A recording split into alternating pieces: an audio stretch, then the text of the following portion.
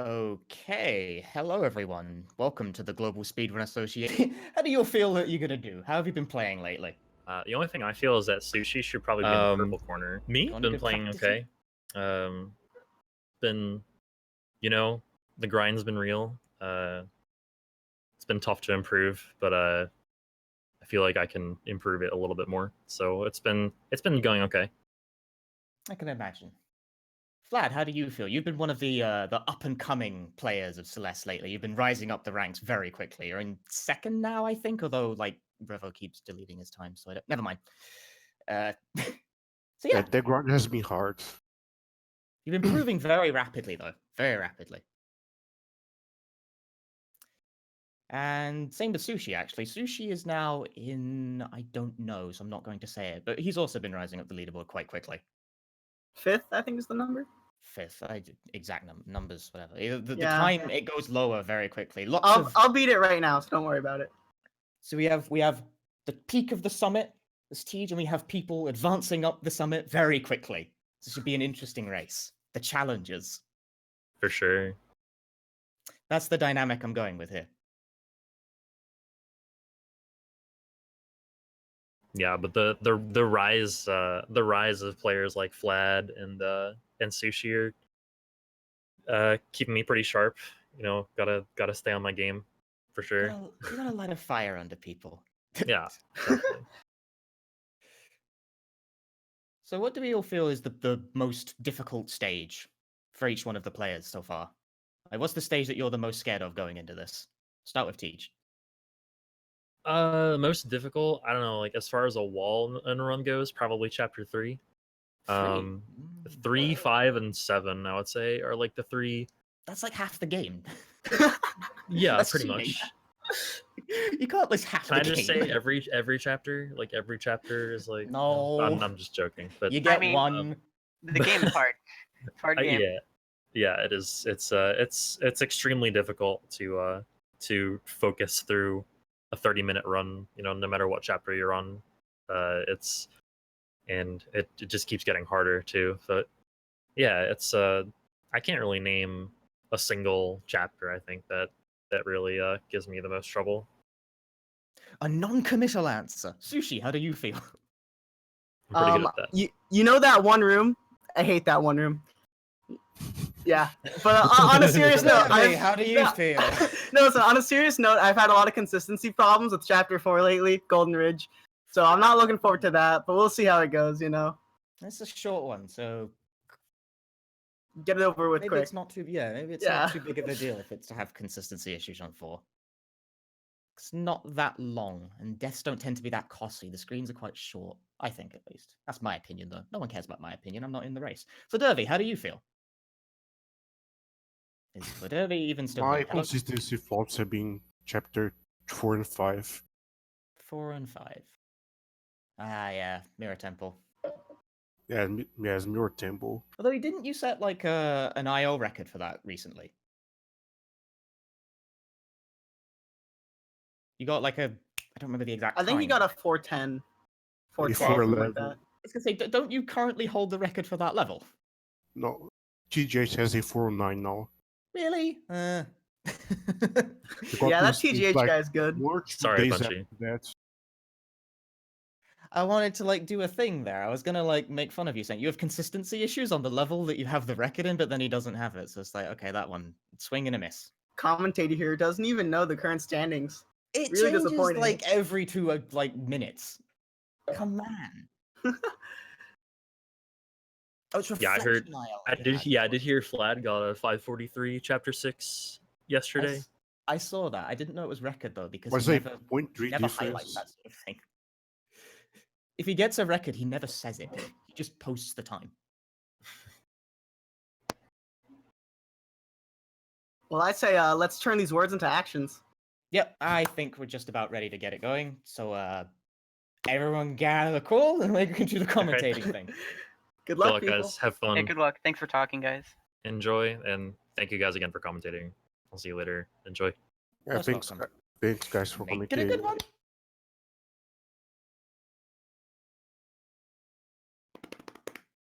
I'm very excited. I need to actually be able to see the There we go. So they will now all be getting ready, and we will be coordinating this shortly. Like, getting everyone to actually go at the same time is a bit of a manual process because we are not using, like, speedruns live or speed racing or anything of the sort, so they're just kind of doing it the normal way, where you talk to people.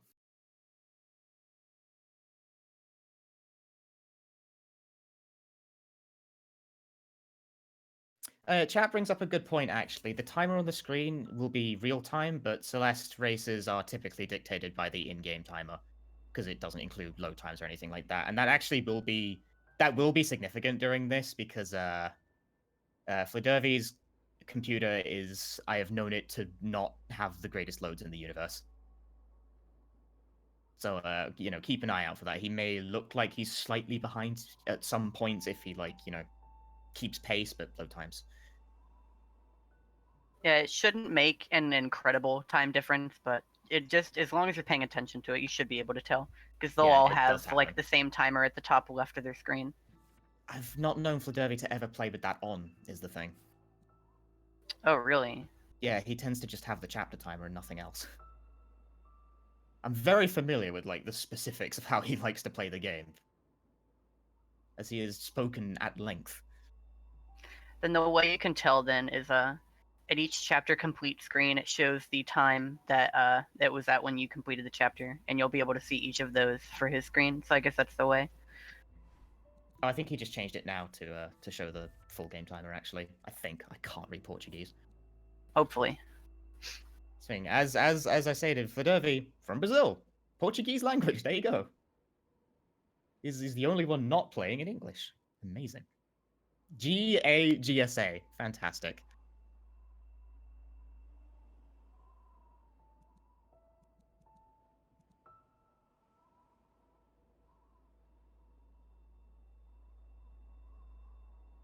They will be off shortly. And there we go. They are off.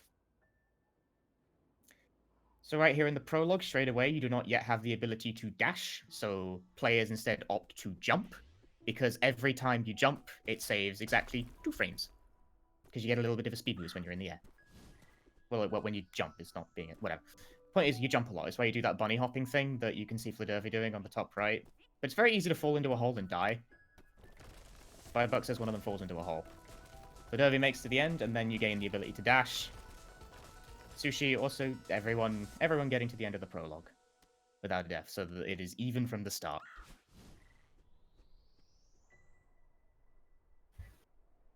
Now, also a brief little bit of a idiosyncrasy, I guess, between runners. Msushi and Fladervy are both keyboard players. TGH uses a gamepad. I forget which kind of gamepad, but he uses a gamepad.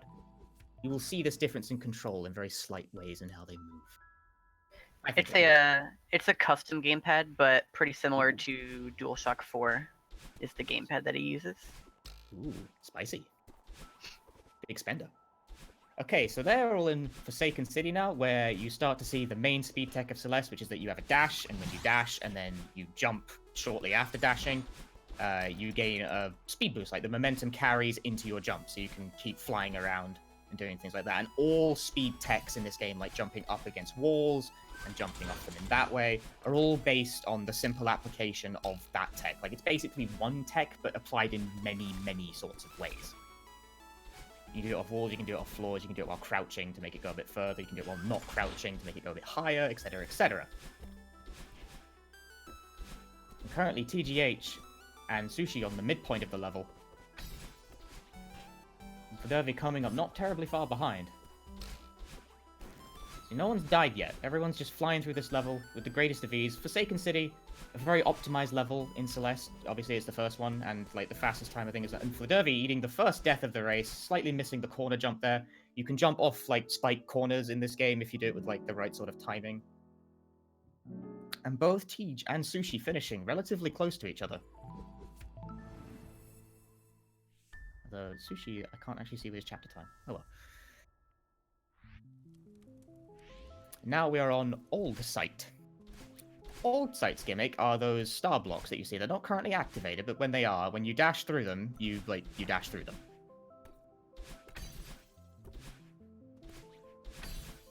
So they add like tunnels essentially.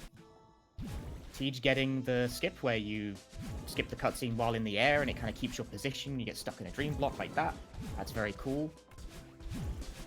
Yeah, another tech that it's kind of hard to see in the moment, but players are trying to do fairly constantly is corner boosting, where if you dash at a corner and then sort of jump off it with the right kind of timing and angle, like I'm not actually clear on the specifics of this, I just kind of can do it.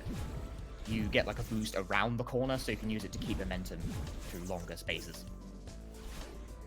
TGH is tearing into the Badline chase section, where you now have a shadow clone that follows around, I think, about 3 seconds behind you, and if you collide with it, it kills you. So if you're going like crazy super fast like a speedrunner would, the clone is also crazy super fast like a speedrunner would. It copies everything. See, we'll Teach. Oh, Teach does not get the button. He's forced to play it safe and wait for the clones to not die. If you're aggressively fast, here's Msushi. Msushi played it very aggressively. Sneaks into that hole exactly before the first clone even gets there. That's a very tight cycle to make. That's quite brave, Sushi. Yeah, part of getting out of the situations like that where you make a mistake and then have to back it up is like manipulating your own movements, like getting around the paths that like you've already set up, because they're just mimicking what you've already done just 3 seconds later. So whenever one thing goes wrong, it starts to get scary because you have to improvise pretty much. Yeah, and they have not died, I think. I don't think anyone died in Old Sight, actually. Because I don't think you can die once you get out of that section. There's nothing that can kill you. Still on the final Awake section, there's nothing that can kill you in the final section, but you can also botch movement quite hard. It's harder than it looks. It's more significant than it looks. And Tej finishing Chapter 2 ahead. Fladervy and Msushi, though, very close. Very close together. And that's that loading time thing I was talking about. Fladervy's loading takes a bit longer on average. They finished at the same time that his load took longer. I'm pointing this out just so y'all are well informed. So now we're starting Celestial Resort, which Tej singled out as his problem state before he then backed out of it. I'm holding him to that, however, so he does not get to. And I agree with this. It's a long level, like relative to the first two. It's like twice the length. And it's filled with these little dust boys that go on their cycle.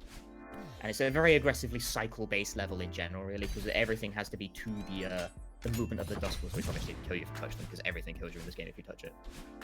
And cycles brings me to a point about this game, actually. Everything is on a cycle when you enter a room. If you die, you then are on a different cycle, because the death animation takes a certain amount of time for you to respawn back in. So every room has 2 cycles. It has the normal cycle, and it has the death cycle, and very often strats will differ between the two, so you need to know both on a per-room basis to be able to recover from mistakes.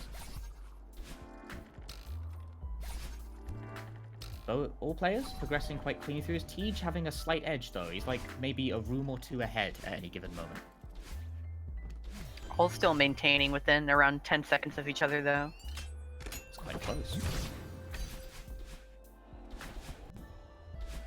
Tej reaching the hub area of the level. Level 3 is vaguely non-linear. You have to hit 3 buttons to clear it. You can do these in any order, coming out of a central room. But the route is such that everyone does the same order. There's no like player choice in that one. Because there is just a fastest order. It's quite clear.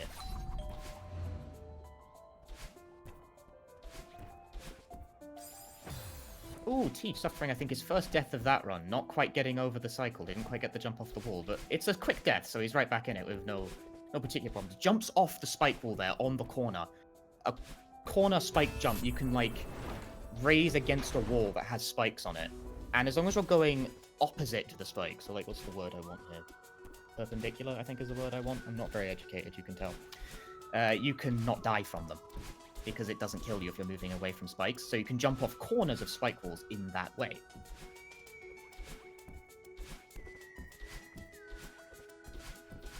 Yeah, basically, like, the way that concept works is that it's kind of just as if the wall has no spikes on it, so you just move away from the spikes so that you aren't hurt by them, and then the difficult part is actually just getting the wall jump on the wall while, like, moving in the opposite direction of it.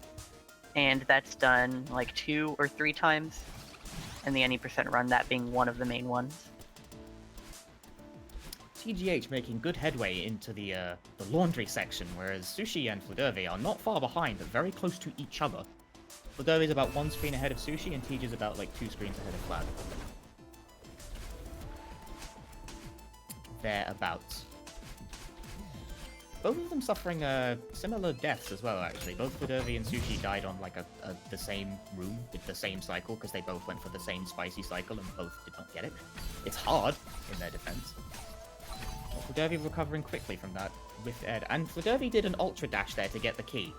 An ultra dash is a technique that crops up a few times. In fact, we've probably seen it already. In fact, we've definitely seen it already. But when you do a hyper dash, which is that like crouch dash into jump momentum thing, and follow up immediately with another dash going downwards, you get an ultra dash, which like speed starts to stack in ways I don't fully understand, but basically it just goes really, really fast. Like really fast. Ooh, Mushi taking a death on one of the longer rooms there by getting that, like, accidentally grabbing the wall at the corner and jumping off and hitting the top. I've done that way too many times. Whereas T just coming up on the ending section here. Mushi Sushi, I don't know, man.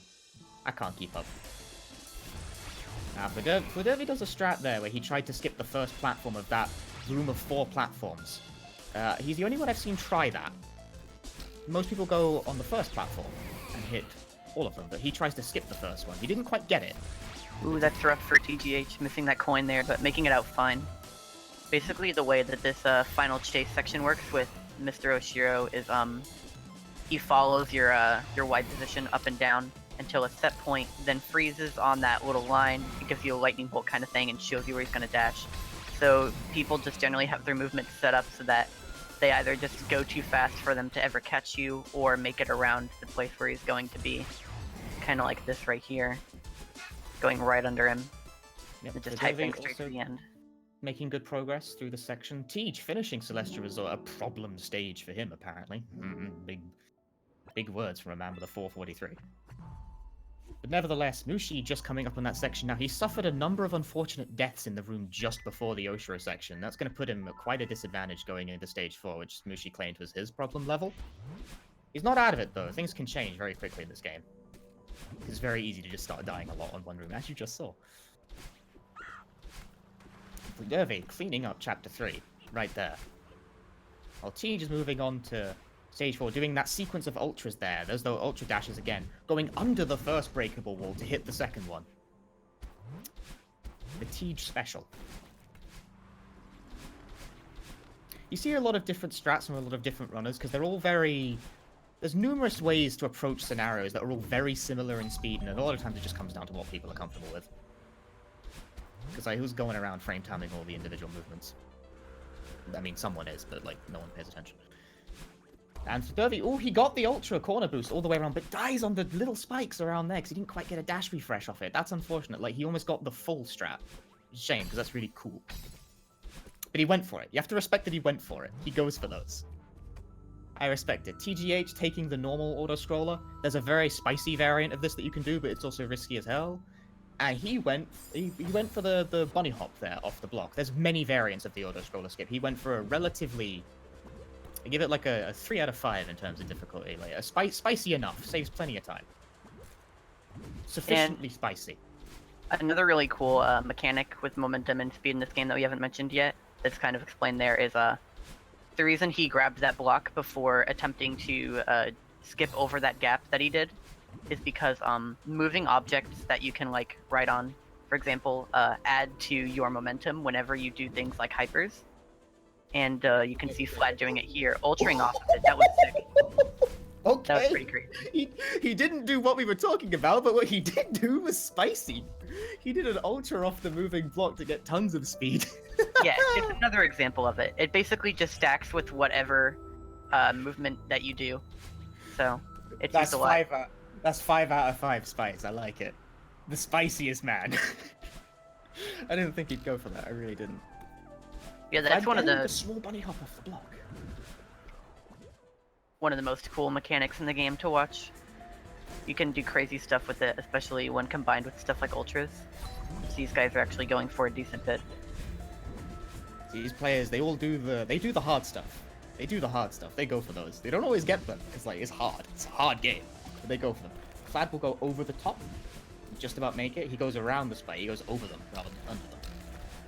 TGH is on the last section of Golden Ridge here with the rushing wind that pushes you back quite harshly. You'll bounce off that snowball and get an ultra off it, or just about. You got like a sideways ultra, whatever, close enough. Yeah, in this section, it may not be easy to tell watching it just because they're dashing so much, but the wind in this final section of it's called Cliff Face is so strong that if you were to just walk or attempt to move forward normally, that Madeline would barely be moving through the screen at all. You basically have to dash your way through every single part of it. But obviously, with that optimized movement, them dashing the entire time, it's hard to even tell that they're being slowed down that much. Because obviously the dashing just uncaps your speed from that wind. It's true. Whoa, Flad doing the backwards ultra off the little corner there of the bubble. My Flad strats in this level are mad. He does some very unconventional stuff. So TGH in Mirror Temple, the little boosted momentum mechanic that we were talking about before is implemented a lot here. You saw him just standing on one there, but those little blocks with the lights on them, they have a path that they move through. It's like highlighted in little lines. And those blocks move through their path whenever you dash on the screen, and then they move back to their original spot as long as you don't dash. So you can see him using a really cool instance of that right here. He dashes, and then that sends the block forward just a little bit. Oh, Teach, big boy strats goes for the very large corner boost.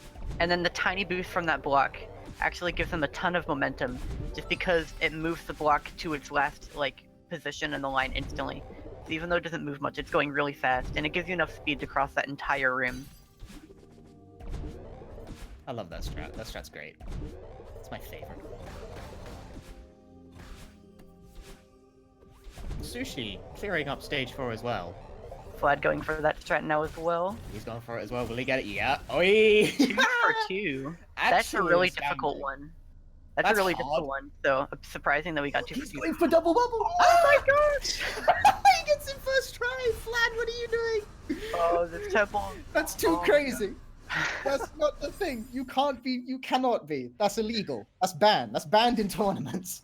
It's funny because it takes like a few seconds or something, and it's super hard.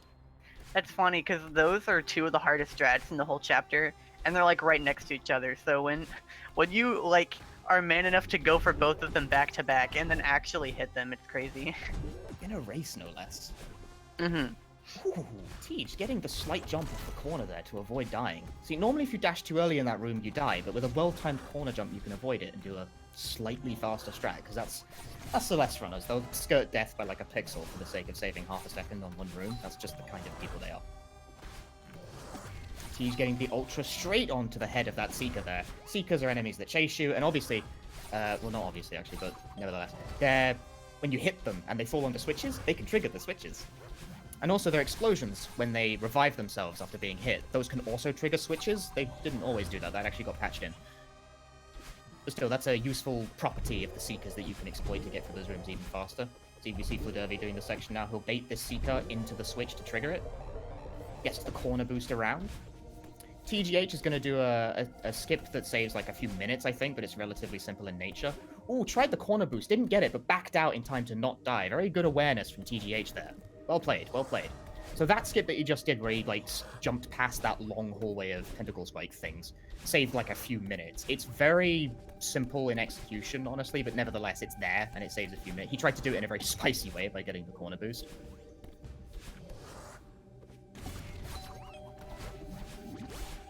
And TGH coming up on the Theo escort section, where you have to pick up a giant crystal with a person in it and throw it at things. And Theo interacts with momentum in a very confusing sort of way. When you pick him up, he kind of freezes you in place for a bit and then kind of boosts you, but it depends on where you were at in the peak of your dash. It's really strange. It's really strange. I'd need a good few minutes, so I'm not gonna. Basically, you do big dashes with it, and you pick him up and you throw him at switches.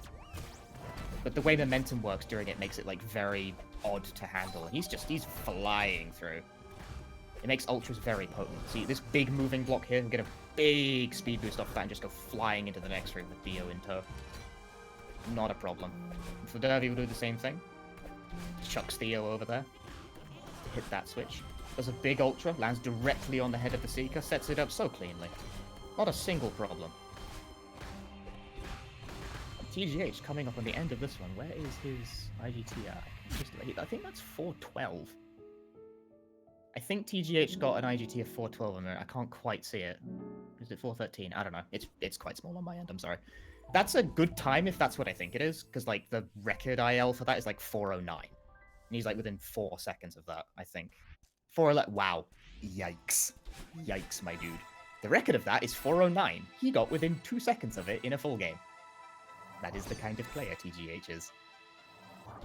Msushi coming up and search skip himself here does the simple reverse hyper into the skip. Saves a few minutes that way. Strat TGH is going for first try. Pretty actually makes it look easy, but it's pretty difficult. Like in its concept, basically, you skip through that section by wall bouncing off of a wall with spikes on it, and there are only, correct me if I'm wrong, 3 pixels of room that you can have where you can actually be in range to wall jump off of the wall without being close enough that you hit the spikes. So yeah. it's pretty difficult, but it's 3 pixels. But it's exactly like 3, and practiced. you gotta set it up. Yeah, it's practiced a ton by these runners, so with a lot of time like into the game, it gets pretty consistent, and it saves a decent amount of time, so it's worth going for. It's a scary trick to go for, and it saves like 5. Steve Flad's gonna do it right here. He will also nail it first try. That saves like 5 seconds, and if you die, it's not worth it. But they do it anyway, despite the fact it's really hard. They just do it. So they're very good at it. They get it most of the time. Both Teach and Flat just effortlessly got it first try, like it's not even hard. Msushi bringing it up here with the Theo escort section. TGH suffering a rare death there on this big room with the bumpers. I didn't actually think he missed his ultra. I did Mushi again. I keep saying Mushi. I'm sorry. Whatever. His name's Mushi. That's how it is now. Fladervy doing the big boost off the moving block to get the falling block out of the way. If you do that sufficiently fast enough, you can get it out of the way in time that the block doesn't stop moving, since the hitbox lingers for an exceedingly long amount of time.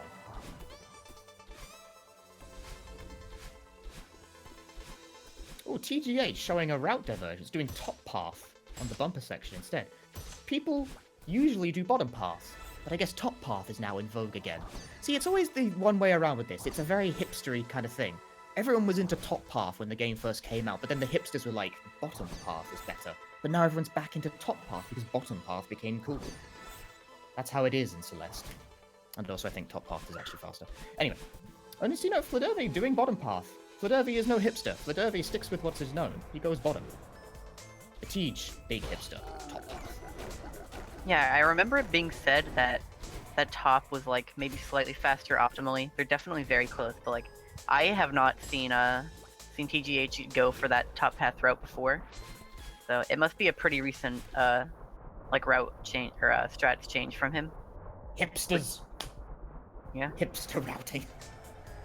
Ooh, that's an unfortunate death from Fladervy, colliding with a spike in the large flying feather room. Also, the feathers are a mechanic. You picked up the feather and then you kind of just fly around with them. I figure it's kind of self-explanatory. On TGH's screen right here. Hypering off that block, you can make it through that narrow hallway and just jump straight into the fight. Carry that momentum past the gap that you jump over and then through the entire next room. It can be a little precise, but saves a lot of time, as you can see, because you're just going so fast. Big boost. Big boost. So Mushi got the strat with the getting the moving block out of the way of the other moving block in time, and I said Mushi again. I'm gonna keep doing it. Big old jump. Mushi there. Off the moving block. Fladervy going through the swimming section while Tej is in the middle of the battle line fight. It's kind of a boss fight. It's kind of not. You just have to touch her. But she attacks you, so it's kind of a boss fight. And Fladervy will do the big battle line boost here that TGH did earlier. Bunny hop off the moving block, lands straight in, goes clean through, carries the momentum all the way into the fight. Saves good time. Good time.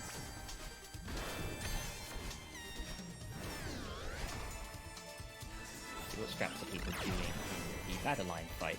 Because there's a lot of developments in this stage of the late. Currently, as we discussed in the pre-race interview, Fladervy is actually the world record holder for this particular IL, or individual level. For the most part, the individual level records are held by a myriad of people, but like commonly it tends to be Tej when you hit the middle of the game, but Reflection is actually held by 30.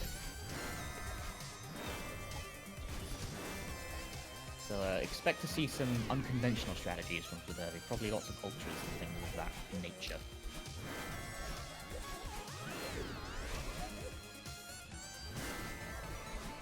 See, there it is. Fladervy doing the backwards ultra off that, getting the big boost.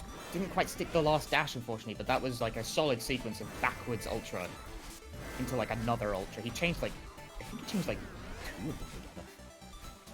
That's unconventional.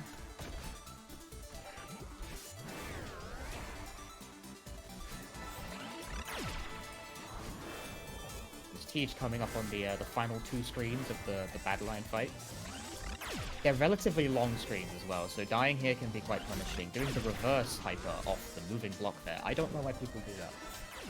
I don't think it's fun. Nevertheless, people do it. It looks cool. Be on Mega Dash. I like that. Chain multiple ultras together should be on Mega Dash. TGH doing the ultra right onto the springs to complete the battle line boss fight. I don't see him die. That does not mean he didn't. It just means I didn't see it. So I'm going to say he didn't die. If I didn't see it, it didn't happen, okay? Okay. Glad we're all on the same page with this. Despite it being, like, the last screen of a really hard chapter, it's not gonna stop people for, like, you know, not even, like, worrying about not dying. It's just like, yeah, okay, I'll go for this ultra at the very end here, save another half second.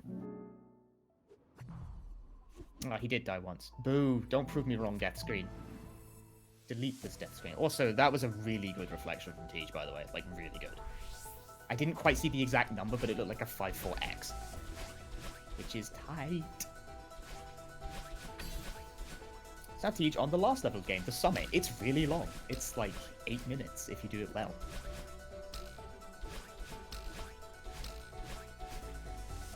Whereas Flad also finishing the battle line boss fight in good time. I expect nothing less from the man who currently has the IL record. Msushi suffering. This room can be a pain. Because he's going for that like difficult ultra thing. He's doing the back. Oh, he got terminaled where you don't quite get the right speed off a corner. You jump off a corner and the game eats your speed. It happens. It registers as a wall jump instead. It's annoying. The common terminology for that in the community is not something I'm allowed to say on air, so I had to make up a new one on the spot. I'm calling it a terminal now. Everyone memorize this new terminology. It's a corner bop. That's something I've heard it called before on commentary. That's better than what I said. I pulled a random word out. Yeah.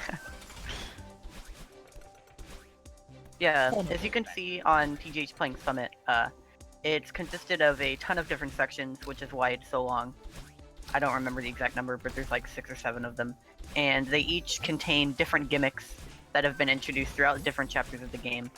So like, this is the portion that represents Forsaken City, and it has like the moving blocks that go whenever you stand on them, and stuff like that. The one Fladervy's in is represents Reflection, because Reflection is at the bottom of the mountain, so it's the first one, and doesn't have really any real gimmicks in it other than it's just like spikes. And then this one has the Dream Blocks from Old Sight, and it'll continue going in that order. So next is like chapters 3, 4, and 5, and then the final segment.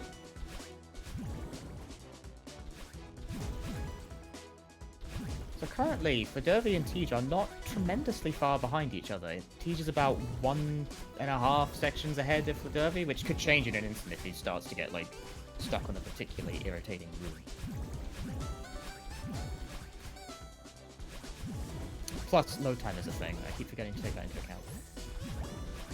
There's Msushi just coming up on the last screen of the battle and boss fight, and I keep doing it. Ooh, see, that's what happens if you go for the ultra and don't quite get it. That's the danger of going for the harsh stuff. Because if you die right at the end of a long room, it's very punishing. He's not going to be deterred. He goes for it the second try anyway. He doesn't like, okay, I went for it. I play it. Doesn't think like that. A true winner. True winners really don't know when to stop. He's advancing smoothly through the Celestial Resort section, going for the chained ultras into this to beat this cycle. Ooh, getting a... Oh, that's a painful corner bob. That made me angry looking at it. But he backs up smoothly with this. Like, he knows what to do if that happens. He was not deterred. He was not rattled. He immediately launched back into it with his backup strat. That's clearly happened to him enough times that he has a backup strat. And for Fladervy doing the hypers out of the dream blocks, you can in fact do hyper dashes out of the edges of dream blocks. It's a rare technique, like, it only comes up in a handful of places. This is one of them. It's, in fact, I think it's most used here. And he kind of just does, Fladervy does all of them, despite the fact if you miss one of them, you probably die, because it will shoot you downwards into the ground, and that usually sucks. But he does it. It saves a bit. See, he does it. The advantage of hypering out of a dream block is that it sometimes lets you fall faster, which is why you do it in situations like the one Fladervy just did it in. And TGH getting the berry in the section, strong play. Having the berry trailing behind him. It's actually fast hits, but he didn't get the second berry, I'm upset. Big skip coming up from TGH here. He'll hit this giant boost off the moving block, skipping the auto-scroller entirely. He does it in a very bold way as well, where he doesn't, like, maximize his air distance, he just goes straight for the platform. Fladervy suffering an unfortunate death. This is one of the worst rooms you can probably die in this section, because it's long, and it's also cycle-based, and death cycle sucks. But again, he backs it up smoothly. He knows what to do. They know what to do. They have the contingency. They know what's up. TGH preferring not to wait for that block to move safely. He just goes. He doesn't care. And Fladervy, again, he also knows what he died on this screen, but he had the backup for the death cycle. They know. They know. I'm actually kind of impressed because I don't. I don't know. But they seem to have the answer for every scenario, even when things don't exactly go their way. This is the thing that separates a lot of players of this game. Is like when something goes slightly wrong, the top players, they without thinking, they launch into their plan B. And sometimes their plan C. Big boost from TGH off this.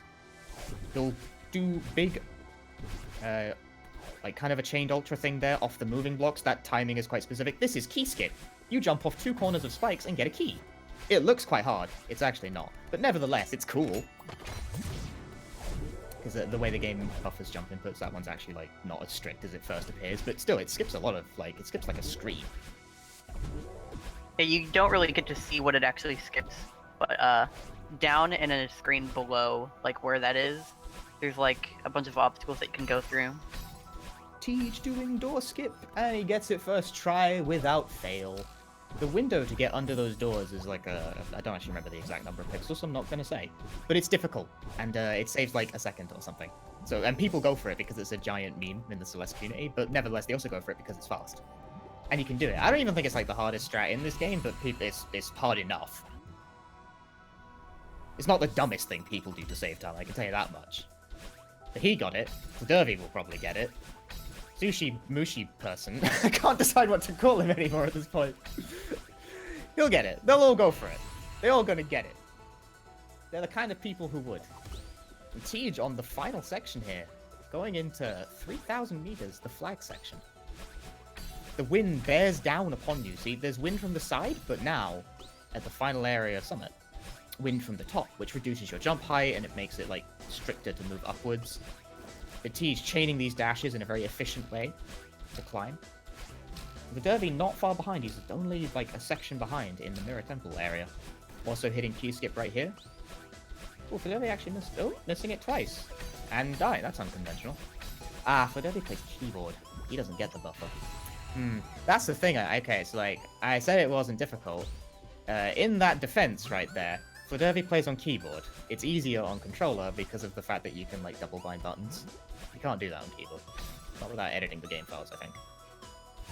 So Fladervy like times it manually, and he does not care. He just does it. Here's Fladervy doing door skip, dashes straight for it. He knows the spacing. He knows what's up. First try without a problem. Doesn't even care. Doesn't faze him anymore. He doesn't think. He wakes up, he does door skip before breakfast. That's how he is. Msushi dying on the auto-scrollers. That is unfortunate death, because the auto-scroller takes a lot of time. All 3 of them did the very bold thing where they try and go straight for the moving block. And demonstrating why that can be a bit of an issue sometimes, because if you die, it's quite punishing. It's a long screen. You lose lots of seconds.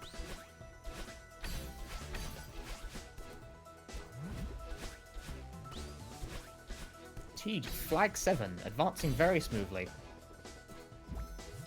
But the later flags can be some of the longest, so there is still potential here. Ooh, Fladervy not quite running out of stamina there before reaching the flag, but he's getting the boosts off the walls that you can't see because they're obscured by the foreground, which is brilliant.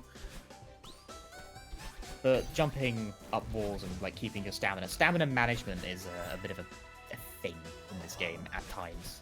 I do not know. Oh wow, Fladervy almost dying, overshooting the platform, but recovers very quickly. TGH on flag 2. Activating the checkpoint with the short bunny hop there while keeping speed. And flag 1. Great, hey, bonks the wall a little bit there. Steady on, lad. Time is going to be ending very shortly for him. This is the final stretch right here. So this has been a clean summit. That was an 8:34 summit. That's clean. That's clean. That's wild, my dude. 30:13 is a very good time. That's a really good time. Whew. Well done, Teach. So that World run record? was, is 29:54. Yeah. Yeah, and he finished within like, I can't do math. 20 seconds of that? That's really close. Yeah, almost 20 seconds of the record, which It's a little is under that, I think. Yeah, that's... yeah. No, neither of us can do that. Nope, neither of us can do math. For a speedrunner, I actually have a really notoriously bad sense of time. But nevertheless, that's a really, really good time to get in a race, and only 7 deaths. Fladervy himself, no slouch, coming up on the end section of Summit here. About to hit flag 7, and Msushi in hot pursuit, coming up on 3,000 meters himself. And TGH will take first in this race, as the IGT has already elapsed out on other screens. There was a bit of a discrepancy, but it's like, that is a really, really good time. That is a monstrous time. In fact, I think that would be second if he submitted it.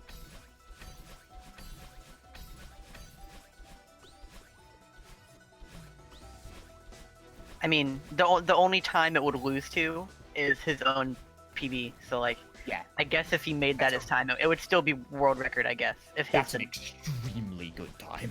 yeah. I am not surprised. Because second place is I believe 30:49, which is held by Fladervy. About to finish up at the top here as well. So that run was better than the other 2 races' PBs. I don't mean to talk ill. I mean to say that that's like a really, really good time. And Fladervy polishing it up with a 31:37. Yeah, 31:37. Also quite a good time. That would place him within the top, like, 5, I think. Don't quote me on that. I haven't looked lately. And I think his summit is 8:47, which, again, quite solid. Anything sub 9 is, like, a very solid kind of thing.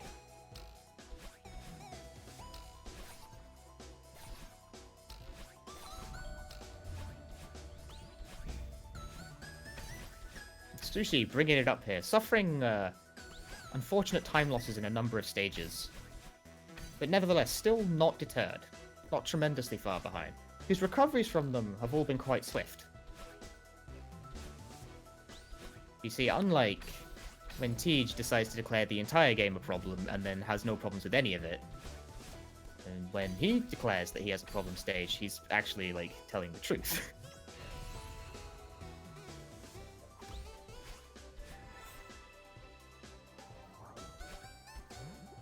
You respect the player who knows what's up. Oh, runs out of stamina but uses neutral wall kicking there to not quite fall off. I haven't actually explained that yet, which is kind of a problem, but a neutral wall kick, so you can know this for the next race, because there's multiple. A neutral wall kick is where you don't hold a direction while kicking off the wall, and when you do this, it doesn't use stamina. So you can conserve stamina in that way.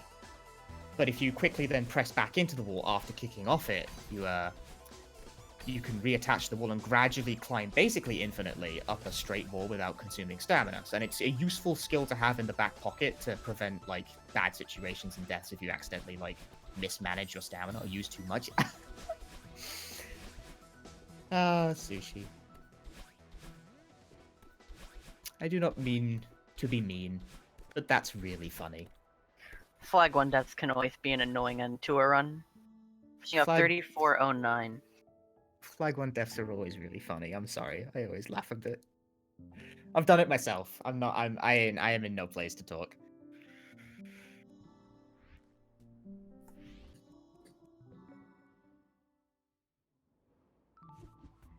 Sushi finishing it up with the 34, I believe. Sushi wasting no time. He wants to get back into it. He wants that run back. What's he typing? He's sending us a message, letting us know that was a pretty yikes run from him. No, I hear you. Everyone has... You gotta have one of those days. Sushi is a very legit player. He is definitely not bad at this game by any stretch of the imagination. Sometimes you have those runs. You have those runs. It happens to the best of us. And besides, like, his PB is like significantly better than mine, so he can't make fun. Like, I can't make fun of him. I'm not allowed to. That's banned. Also, that would be mean. But this is a best of 3, which I don't know how you do a best of 3 when whatever. There's 3 people. I'm not sure how. I think this is 3 races. Is how this is going to work. So there will be more coming up shortly.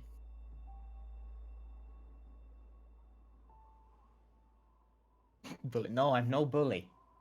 I'm sorry.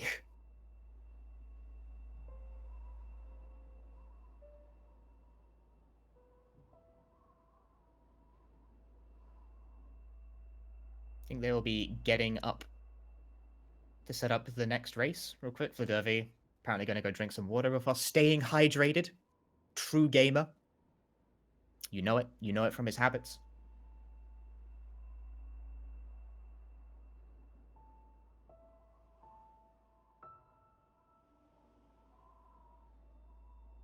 There'll be a quick ad break to give the runners time to prep for the second game. And there will also be another ad break before game 3, so expect the same sort of thing. Everyone getting ready.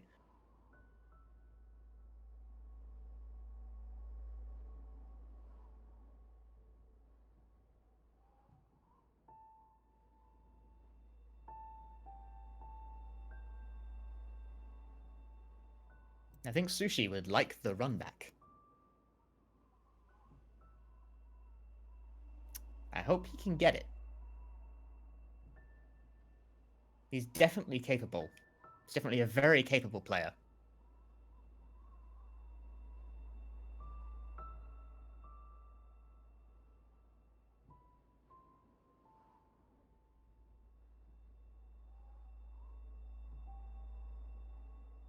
And TGH, I think, making a very strong statement with that first game there, because 30-13 is really tough. That's him saying he is consistent. He is top ranked. He can get those times just like that, off the cuff.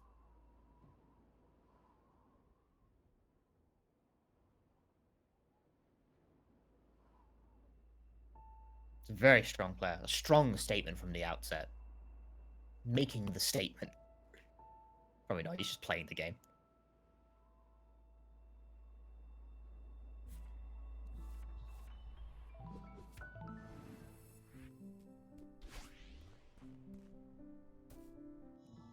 It looks like they're getting ready to get back into it here. Fladervy unlocking the core. Is this the secret all A sides? No. They're doing any percent again. I'm sorry. I'm sorry if anyone got excited. I'm horrible.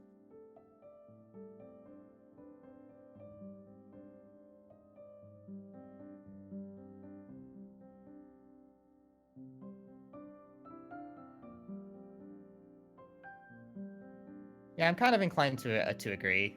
Like, I don't want to be like too serious on commentary or whatever, but like, even as a joke, I know people like to joke that TGH is so good that he's cheating, but like, don't do that. Someone will take you seriously.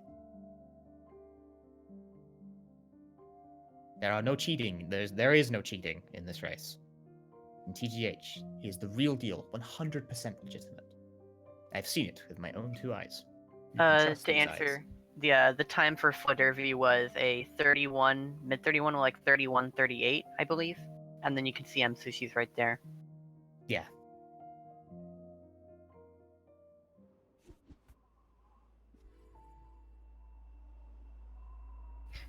And also another thing to note, the death count in between all the runners. Generally 2 or sometimes 3, depending on some strats that you go for. There are a couple intentional deaths in the run, kind of. two main ones generally when you grab keys. Because like whenever you grab a key, you can just retry and it takes you back to the start of the room, and then that'll get you where you want to go faster. And then there's one other strat, the one that Fladervy went for, where if you retry, it sets you up. It like puts you in a spot where you can set up for a really difficult strat.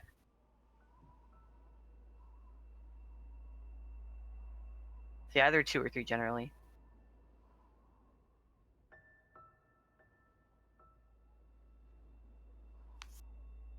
All players seem to be ready in short order for a race 2. And we will see.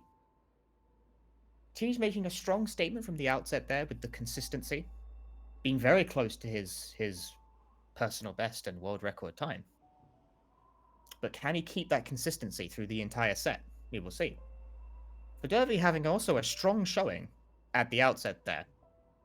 But he's been making big strides lately and has some of the top times in various levels. So he may be able to pull out something big if he can put the pieces together. And Msushi also a very capable player looking to do better in this next race. That yikes on the file name sends the message clearly. I mean, it was yikes before. Now it's GSA. You're watching the Global Speedrun Association, the GSA.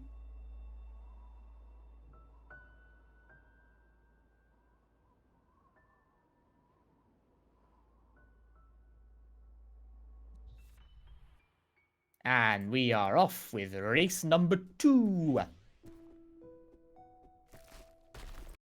I'm starting again from the prologue. For those of you who have just tuned in now, jumping here saves 2 frames. I'm not going to repeat this every race, I promise. And unless someone dies, the only difference here is going to be a matter of frames. Yeah, as long as you're doing all the jumps. Like, you can really tell in this last straightaway screen, Ooh, but nice. like, 2 frames doesn't sound like a lot, but if you were to do this without like doing those little bunny hops, just because of how much room you have to jump over and over, it adds up more than you would think. Be like a whole second behind. Also, the synced finish. The synced prologue. Everyone getting that 43 prologue. That's really funny. And Fladervy's loading time's taking slightly longer. That also makes me laugh. That's funny to me.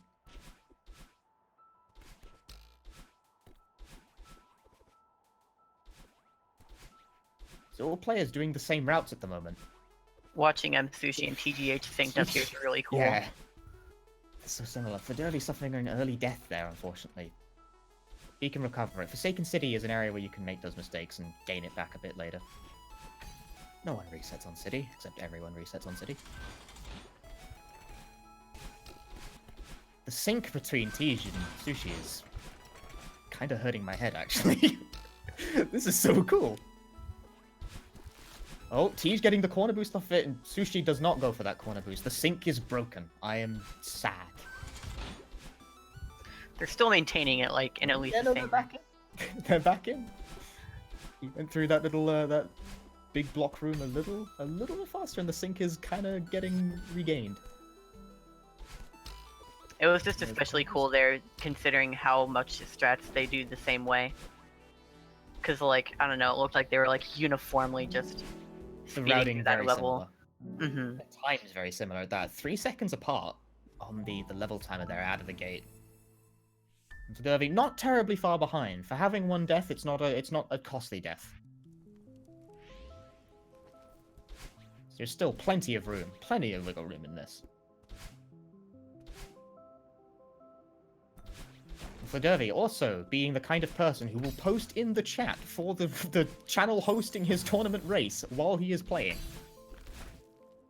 What a guy. He can really multitask. Tej also suffering the death there by not getting his dash back with the hyper dash. You have to time it specifically in order to get your dash back, which puts Msushi and TGH synced until Msushi then also suffering a death by not quite hitting the platform. It's unfortunate. You kind of have to hit like the very top of it. You can't like hit the middle. It doesn't actually have collision that way.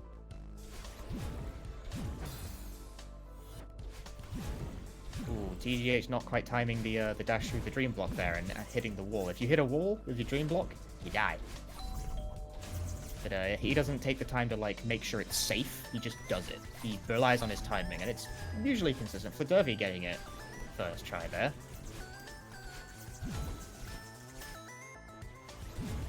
Everyone coming up, like, converging on each other rapidly. Will Tej manage to beat the cloak? Ooh, very good, Tej. He kind of got a funky jump going, like, in the other direction off that block there, but he corner dashed right back into it. He missed a switch. Okay. I was about to say, if he backed that up, he was, like, in between two of the battles. He, like, perfectly landed in between them. I was like, how is he alive right now? That was crazy. And he had nowhere to go. As a result of that, they've all synced up quite nicely. Derby only a few seconds behind. Msushi and TGH in pretty much the same place. Yeah, they're pretty much all, like, very close to being tied right now. Like, no more than, like, 3 seconds for any of them. Dead heat. This is good. I see how And of Tej course- moves through this awake section, doing the ultras. Mm-hmm. Yeah. And of course, the load's separated a tiny bit, but you'll be able to tell whenever they get to the chapter complete screen. 353, 356, and another 356. Yeah. Cool. That was picture perfect. And then Resort's gonna come in to ruin everything. So Yep, it's Who- long, and who knows- mistakes get who knows- significantly more punishing here. who knows how long that this sync will keep up whenever they have to deal with this. If they can keep, like, sync with each other through this, it'll be magical. Because they're all so close to each other right now, executing that same cycle. TGH and Msushi, Fladervy also executing that same cycle. Getting the berry, the efficient berry. It's faster to get that one. You can't avoid the berry.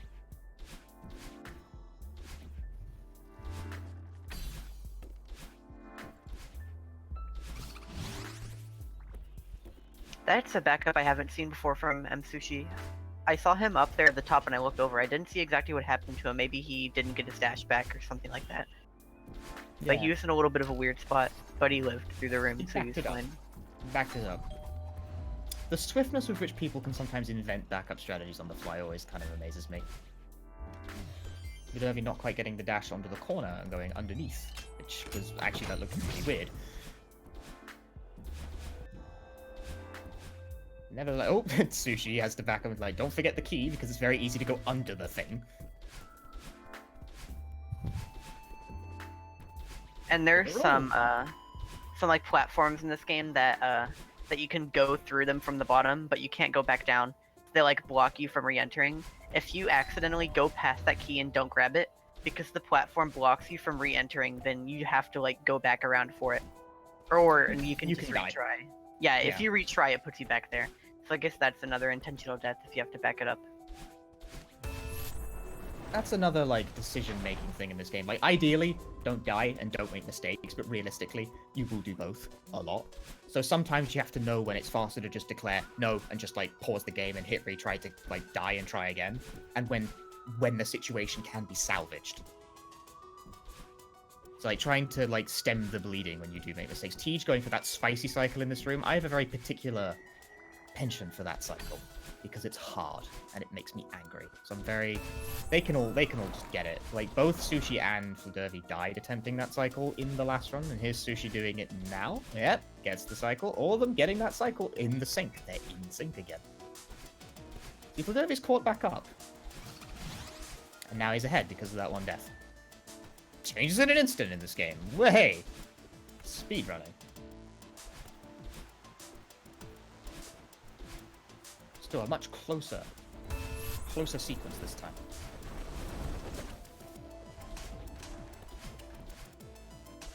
We're making a convincing statement for his ranking. Making the comeback from an early set of errors in stages 1 and 2. But nevertheless, on the same screen at the moment, the two of them. There's Tej making a rush towards the Oshiro section. He tore through the end quite quickly there. Has TG even died yet? This seems like pace. Fladervy hitting that big ultra into the next room, giving him an extra dash to work with because he came in with so much speed. I don't know if TG's resort was deathless, but not anymore, because obviously that intentional death right there is key. That was what I was talking about. That menuing was so fast, I swear I didn't even see the pause screen No, come I up. did not either. I thought he died on something because I did not see the pause screen. I pulled a face. Everyone who saw the face cam can tell that I pulled a face. And there's that strat I was talking about. Fladervy skips the first platform and goes to the second.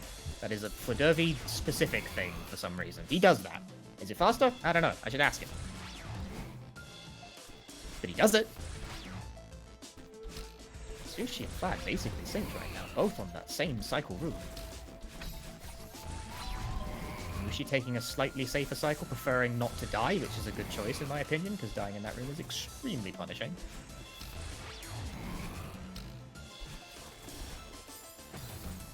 Oh, TGH. I think that's the first time I've seen him die. TGH accidentally corner boosted on that, which kept his momentum going forward, and he went right into the Dust Boys. Obviously, well, not obviously. What he wanted to do was just climb up and land on that spring and get boosted over. And when he accidentally corner boosted, normally what helps you be fast and maintain your momentum actually hurt him there. He's still got a 438 level time, which is really good, but like, that seemed like he actually had like legit kind of IL pace going into the end there. I'm not totally certain of that, but it seemed very good to me. So if I had to cleaning guess, it up in good time. They're quite I could have looked, but when it showed his death counter, I didn't see it. But I'm guessing it was 2. Fladervy entering stage 4, not tremendously far behind TGH, and Msushi not far behind in tow from that either. And TGH going for these big chained ultras into the corner boost around, getting the dash back off that little platform, going under the breakable wall. Big plays there, big play. That sequence is great. It's also really hard, but it's a great sequence. The movement in this game is fantastic. It's like, it's art. Appreciate the art, chat. Come on. I'm not entirely positive for Flad, but I'm pretty sure most of the runners are on better paces than they were on the last run.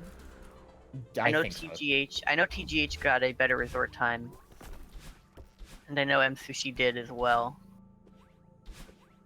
It's definitely a lot closer. Sushi definitely making a more convincing case in this race, as he wanted to. Sent the signal with the yikes that he was not happy with his initial performance, and he wants that big run back.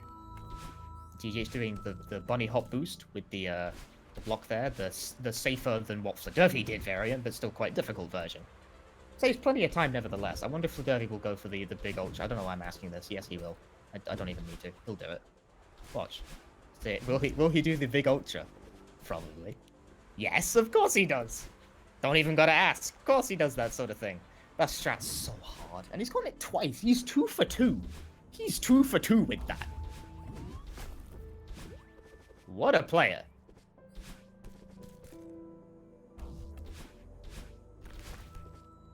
This is why he is the up and coming. This is why he is the big challenger on the scene.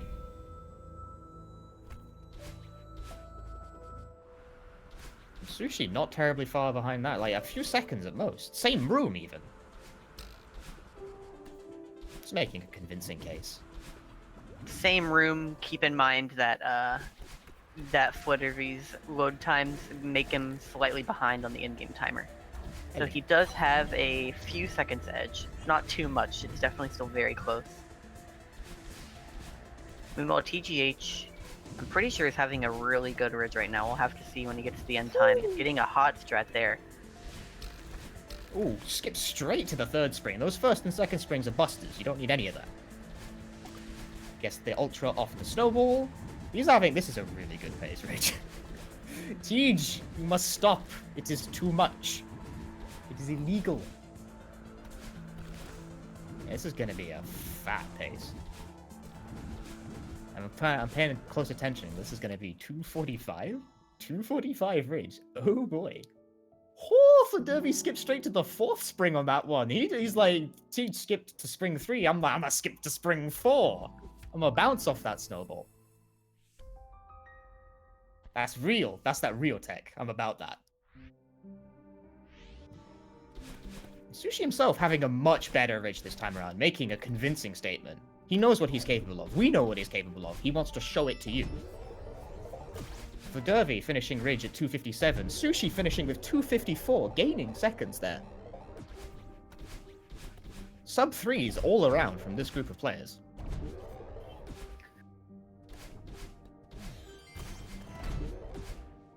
So TGH has a slight edge, I believe, probably around 20 or 30 seconds. And meanwhile, Flad and Msushi fighting right behind are actually within 3 seconds of each other right now. So that That's is a super pretty close one.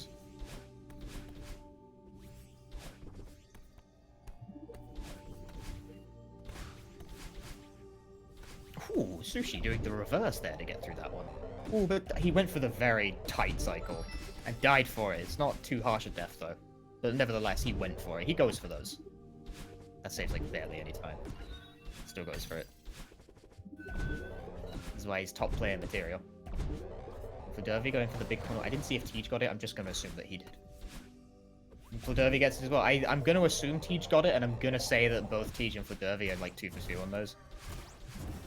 Sushi not quite getting the corner boost. He got the big launch, but not quite getting the corner boost. The corner boost is like the hard part. Yeah, that's actually very specific timing.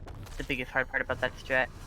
It can be a little risky to go for that boost because the boost itself is probably like around the same speed as doing the room normally. What actually makes that strat faster is getting the corner boost so that you can skip the next room. That saves a lot of time.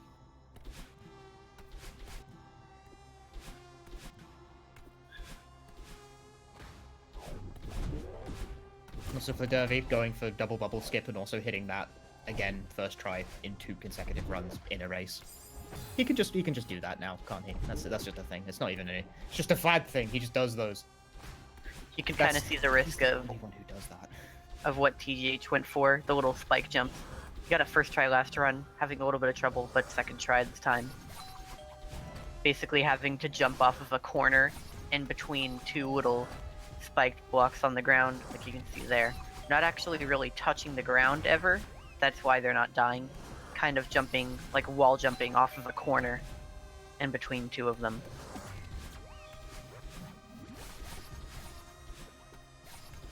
Sushi getting it as well. That's something that a lot of people have been starting to do recently.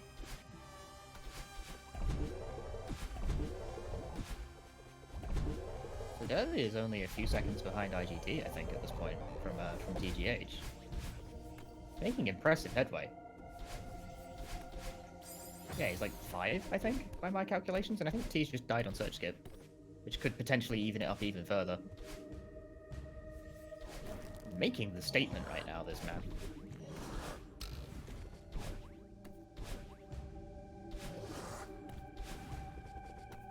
Sushi accidentally getting a bit of a wall jump. He backs it up nicely, though. He recovers cleanly from that situation without dying, which is good because that's a very costly death to eat on that route. Don't take those. Those are the ones you don't want to take. That was a little scary for Flad.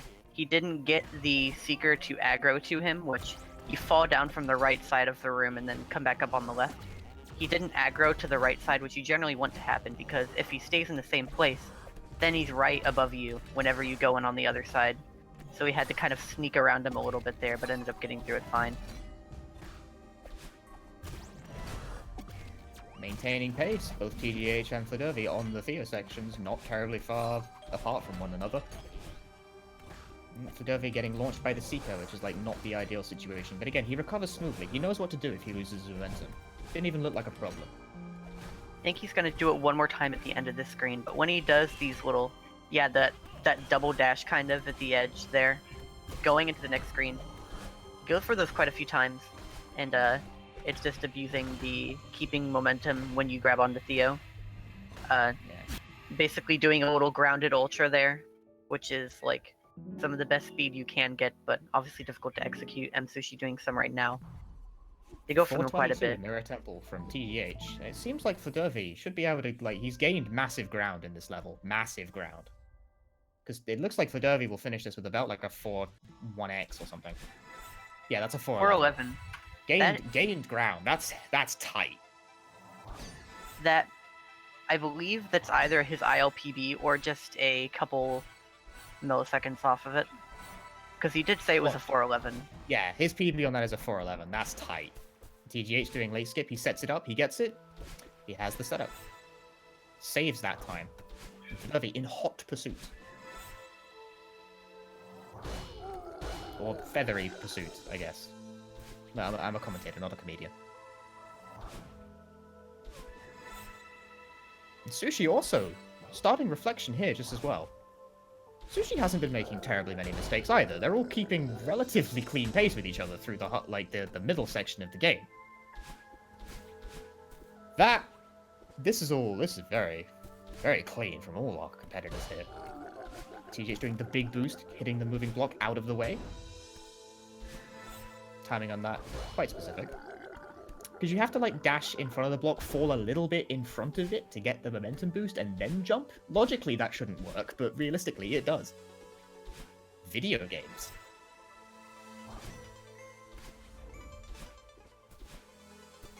They'll be using neutral wall kicks to climb up that wall with ease.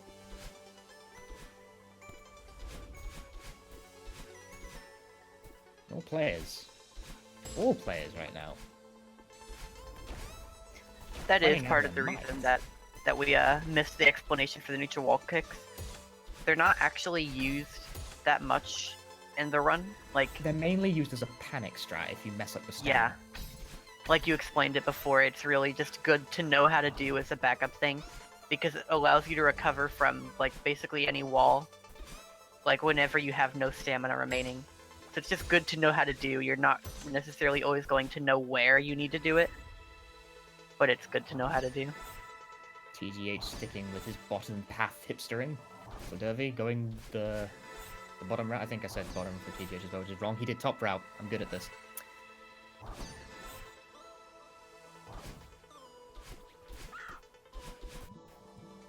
Seems like TGH's reflection has been quite clean up to this point. He's reaching the middle section here. A good 2 minutes. 2x. I do not think they have died yet. Fladervy, I think they're suffering the first death of reflection so far. Thus, I am immediately cursed. It's unfortunate as well. He died there in the last run as well.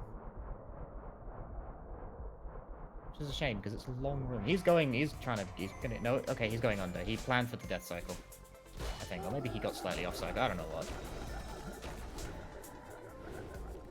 So, okay, see now, taking advantage of that, Msushi coming up here.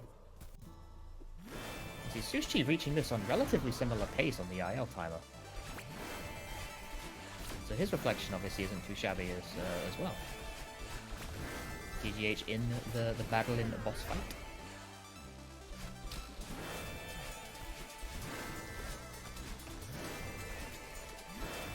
Doing all those wild strats. You do like chained ultras and things. Fladervy coming up on the big battling, but Fladervy likes to just mess around on the block before doing the boost. Because he just can, but like, sometimes you die while doing that. It doesn't stop him from like goofing off anyway. One day he'll kill like a pace run with that and then he'll stop doing it. That's how it goes.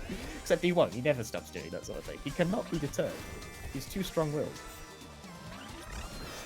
The kind of element that makes this a fight and not just like a chase, like the Oshiro one, for example, is the fact that a lot of the rooms and the movements based off of the fact that she homes in on you with lasers that travel the entire screen, and also the little fireball or energy ball that she shoots that you can see on flat screen over there, and that like deters a lot of your movement. You have to like go for certain setups to avoid getting shot, and that also applies with death cycles and stuff like that. That can also affect it. So similar to Resort, that's the thing you have to worry about here too.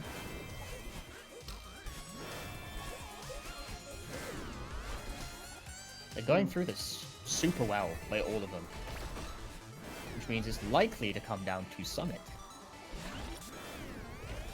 There's that hard level where the deaths start getting very super costly on Summit. There are some very long screens towards the end of Reflection as well, so the face of this race could change quite rapidly. But they're all close enough now, at the point where I think one major mistake from any of them could change the placing. This is super good. I'm very into it. He's doing the reverse hyper off the little block there. I said I didn't know why people do that. Someone in chat informed me that it saves 3 frames. Splendid. Every time I try it, I die.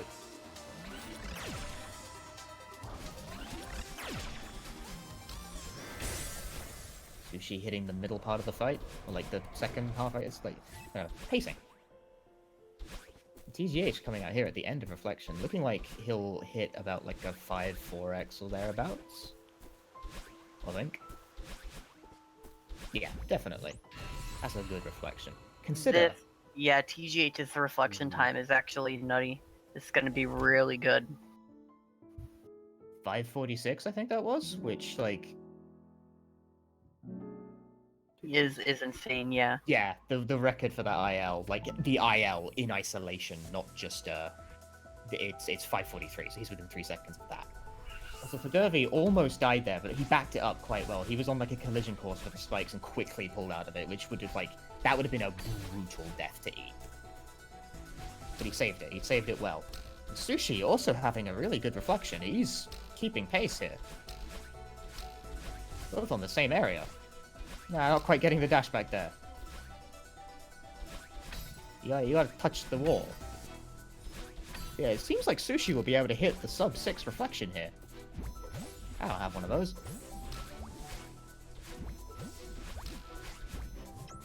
That's good.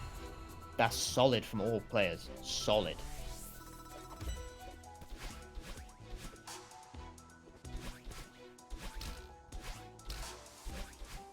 So I'll So probably what- have to check, but comparing to Msushi's PB, he's actually on a pretty decent pace. I think so too. Like, it's been going quite well for him. It all comes down to Summit for everyone, I think, right now. Fladervy actually seems like he's on really good pace as well. We could see it. We could see a personal best from one of these races today.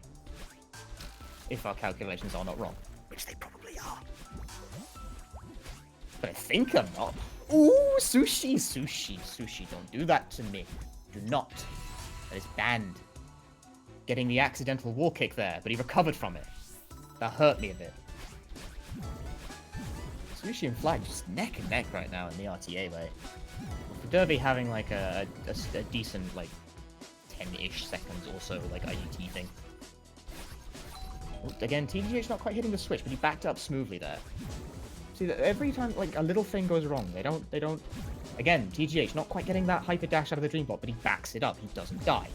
That was a wild Salvages backup. the situation. I would have never thought of doing that. He missed the hyper out of the dream block, which hypering in the air, normally you're never gonna like hyper in the air, just because it's like involves crouching on the ground. Whenever you do them off of dream blocks, if you mistime them, you can end up just dashing straight down, or down and right, which adds an extra risk to it. But he just dashed back into the bumper and got his dashes back, which that was a really quick reaction. I'm betting that's not like something he's practiced or anything like that. That's just a quick improv. The instinct. Both Sushi and Flat on the same screen right now, keeping that sync all the way through to Summit. This is crazy. Fladervy getting that hyper off the blocks. Fladervy is remarkably... I feel the need to emphasize this, by the way. Those Dream Hypers, they are not easy. They are very hard. And if you fail them, you probably die. But, like, he gets them, like, every time. Don't curse me now by missing one. Hey, good lad. He didn't. Ooh, skirting the death plane there at the bottom of the screen for Fladervy. Good lord. Sushi just bringing it up here. Sushi's on fine pace. Fine play. They're both just neck and neck. They're staying perfectly synced. Everyone's playing out of their minds right now. This is fantastic. TGH, headbutting a spike, but it's a short death. It doesn't matter. Inconsequential. Still ahead. Keeping that beat. If Derby died on this long cycle room, on the last run, doesn't do it this time. Doesn't make the same mistake twice. He learned. He slightly bonked the edge last time, but he didn't do it this time. Unfortunately, doesn't quite land on the platform there, but that was a quick death. Oh, ooh, hits the top, but recovers smoothly. There you go. Good lad, good lad. I nod. I like meaningfully nod because I'm like I respect that. It's like the fighting game player nod when they get hit. That's what I'm doing while watching this race. Like, yeah. TGH climbing the wall there, barely getting through without running out of stamina to save 1 second. This race is so close. Msushi seems like he's gone a bit ahead in the real-time way there. He's making it into 2,000 meters ahead, but IGT reveals the story, as you can see in the top left of player's screen. Fladervy is actually slightly ahead, thereabouts. Fladervy eating that, again, relatively short deaths. So you can take those. Like, don't take too many, obviously, but not a problem. They're not rattled by it. They don't feel that. Not shaken, immediately launching into these complex series of chained ultras. Msushi on 2 separate occasions, and that one screen came like super close to just getting smacked right in the face by a snowball, but barely like made it right past it. Everyone's so close. Fladervy again just goofing off on the auto scroll. Like that, what he just did there to move all the way around, that doesn't do anything. He just does it because it's a show off. TGH only one section ahead here. Only the one. That's some of the longer screens as well, so like, again, a big mistake can totally change the face of it right now. It's still very much anyone's game at this juncture. Well, door skip could change everything. Will Tej get it first try? Will it? Of course. Oh no, I spoke too soon. Misplaced. A little low. Guess his second try though. Not a big deal. But both Flad and Msushi heading with nigh perfect sync into the mirror temple section.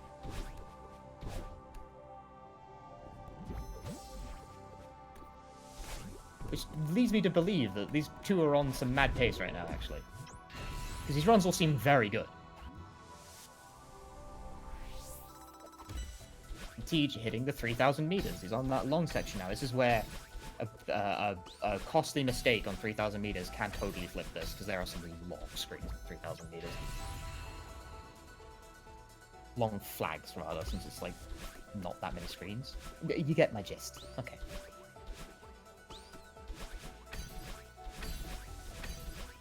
Fladervy coming up on door skip here, eating that short death there. Oh, he's hitting those repeated things. Okay, he finds the timing there. He adjusts. Msushi just... both of them getting door skip first try. The synced door skip. We are blessed today. This is a blessed race. A synced door skip. Magic.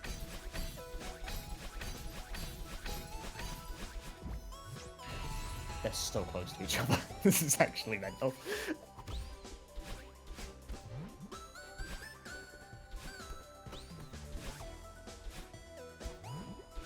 Both of them showing a solid pace right now. Msushi on like a pretty much the same sort of IGT even. Like not full game, but like the IL. Very close. Very close. Wait. Both of them are pretty close to their PBs too. We could see it. I don't actually know if... I don't know off the top of my head whether or not one of them are actually ahead or on pace to get one, but that'd be cool to see. I think they are. I think there's potential here. TGH is actually coming up quite close. Like, this run's been going quite well for him too. His run is like super tight though. Like super tight. His PB is incredibly good. But he's getting very, like, we showed it in that first race where he was within like 20 seconds. He's extremely consistent.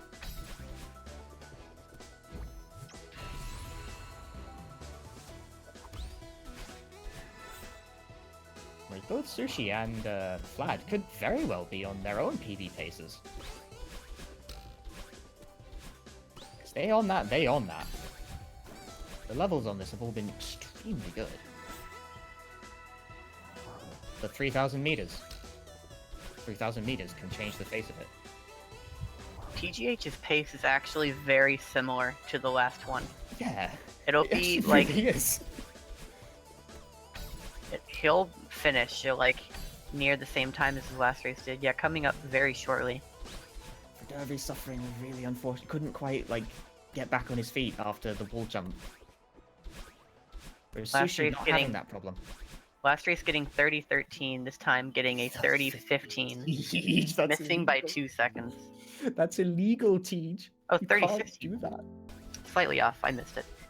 The timer advanced a little bit more in the frozen black screen after you skipped the cutscene. But yeah. That's crazy consistent that he got 2 runs back to back within 3 seconds of each other. That are within about 20. I think are both within 20 seconds, give or take, of his PV. Like he's so consistent. He's so consistent. I think Flad might barely miss his PB. He's within like 5 Sushi, seconds rather. of it. I need to stop saying that. I'm so sorry. Sushi actually seems like he's on PB pace here. Sushi could do it. I've looked at it. At least I think. Could He's he very do it? close. His PB is 31-19. Maybe not quite. It's 31-9. Will he do it? He might be able to get like a couple seconds in. This is it. This is it. Come He's on, got it. come on, my He's dude. got it. The 1 second. What's that PB? Did he PB by 1 second? Yes, he did. He Is got that it. real? We actually got That's a the PB. real. That's that real Yes. stuff. That's real. We actually got a Fladervy coming in PB with and 30 this show 58 match. as well. 30-58 is also super good for Fladervy, by the way. His PB is 30-49. That's ridiculous. Yeah, so he Flad within 10 seconds, TGH within like 20 of the something world seconds. record. Yeah. Yeah. And Msushi beating his by 1 second. Beating the PB. That was a crazy race. That was crazy. That was fantastic. That one was really good. That was really good.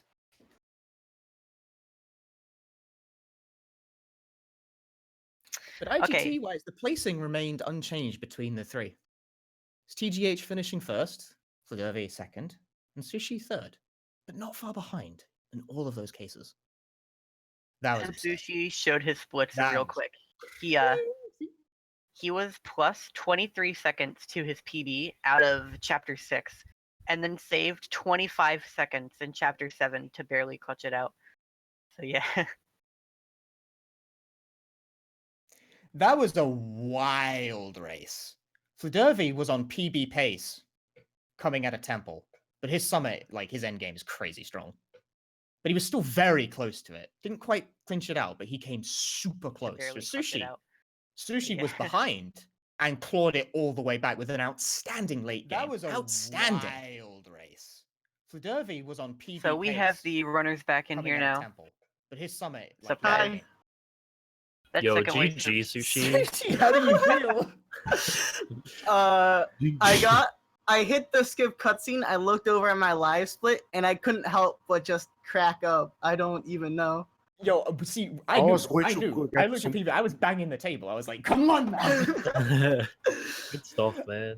I was Um, about that life. Everyone had like really good runs, right? That race was absurd. That was crazy. I was just You and Flad were very synced for like the entire thing. looking at chat now and then and seeing everyone talking about world record, Flad PB, Msushi can PB. What's happening? You were both on the pace. Both on Yeah. the pace. And then I choked. I wouldn't say it. Like, it's a very good ending time still. Like, you don't get him every time. Dude, endgame You're- is you're- so hard, man. It's Yeah. hard. It's hard not to lose time, especially if you have a really good late game. Like Mm, it's it just definitely like does. keeping up is really difficult. But You can't win them all. That was still that was a great race. That was fantastic. That's actually crazy.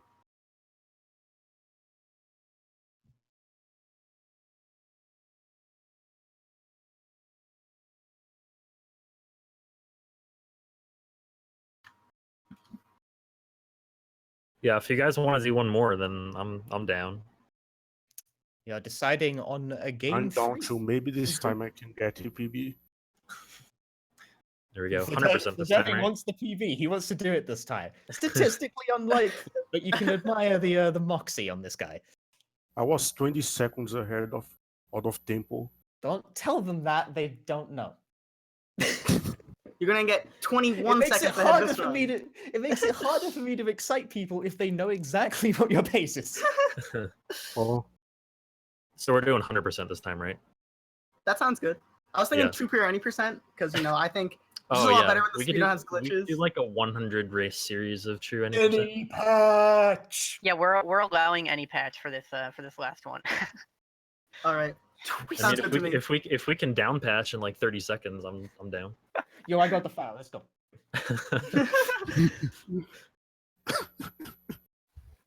Hope you guys have practiced 5B lately. Oh, every day. Oh, I brush my teeth, then I do 5B, and then I go to sleep. Next time we do like any sort of like showcase race of this, we really need to do something like all seasides as like a lightning round. I mean, TGH over here is Mr. Celeste, but me and Flat are any percent grind monkeys, so I don't know. Something we'll need have to work to- on. We need people to play the seasides first, including me. Yeah. I'll play the seasides. They're good levels. You know what, Punchy? I'll put it in my back pocket next time just for you, okay?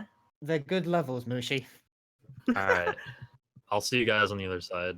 All right, see you at the top of the mountain. It's so been fun. are we doing any patch or? Oh no, we're just Just doing do any. any percent. Yeah, we're just doing 80%. Round 3. We're going for a I- game 3 here, people. All right, good luck, have fun. Okay, Fladervy wants the run back for a PB. Very unlikely, mind you, because PB's like really good. But that's just the kind of person he is. I've known Flad for like several years because he and I both ran Freedom Planet for like 2 or 3 years at that, and he's always been that way. He's always been that way. He doesn't stop. He has no like off. So that didn't PB. I'm doing it until I do. And that's it. He just does not chill. 0 chill. Not a 1 chill on this person. It's always really funny to me. So we'll have to pay attention to Flad's pace in the end game this time around, see if he can clutch this one out. In that run, in that instance, he had a really good pace coming out of early game, but then Summit just ruined everything, being Summit, It's the hardest level. Mhm. It's also the longest, so it's like the place where that sort of thing is bound to happen. There should be an ad break coming up to like give people time to get ready and sort of relax a bit.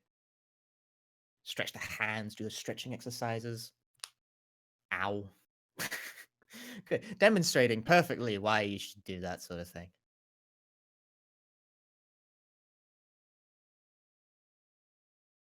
And the number of A's in Fladervy's file name is increasing ever greater. It's now become GSA.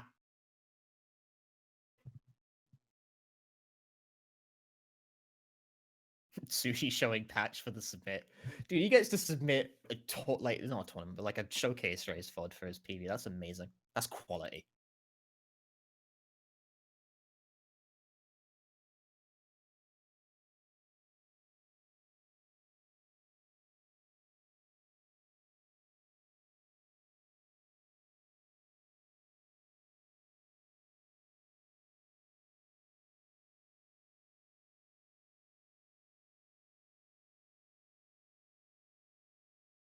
It seems like they're getting ready. Everyone just putting in a bunch of A's as their file name.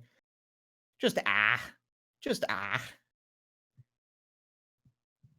Mutual feeling from the runners, clearly. That's About how the they run. all feel. That's how they all feel after that race.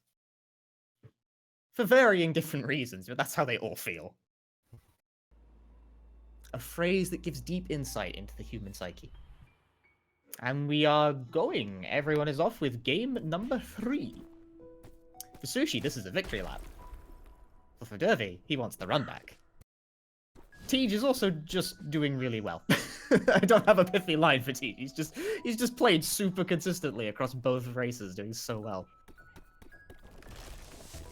No, there will likely not be B-sides in they're just, it's another any percent run. We were joking around with like the alternate category and all route ideas. I don't want to build up the expectation that Fladervy, who clearly wants that run back to PB, it is not reasonable to build the expectation that he will get close to PB. Like, statistically, it's a rare occasion. That was a blessed race that you just saw. But nevertheless, all these players do very clearly have that sort of consistency that it could just happen at any time.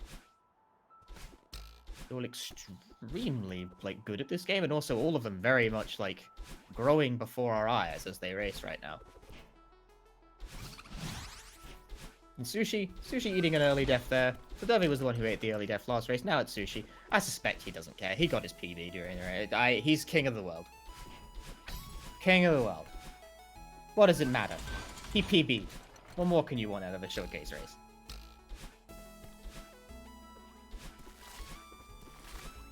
Some Fladervy and TGH having that sync.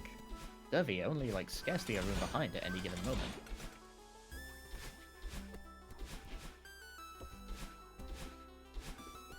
All of them within, like, one screen of each other. It's always one length each. Through the early portions of City.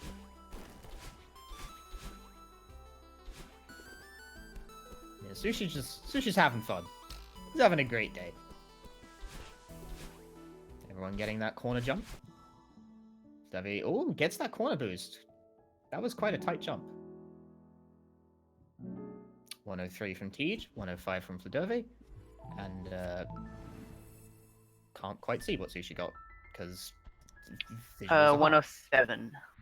How are you seeing this? Okay, whatever. 3, 5, and 7. I'm gonna blame my eyesight, even though my eyesight's fine. Okay.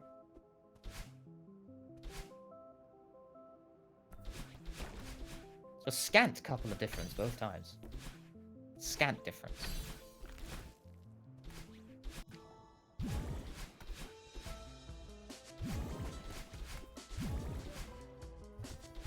All players hitting this opening section smoothly and activating the dream blocks with the cutscene glitch. Fladervy doing those dream hypers on old site. Surprisingly enough, despite the fact it's a stage entirely based around dream blocks, the dream hypers don't actually get used that much in old site. It's mostly a summit thing. It is there though. You can use it. It just has very limited application.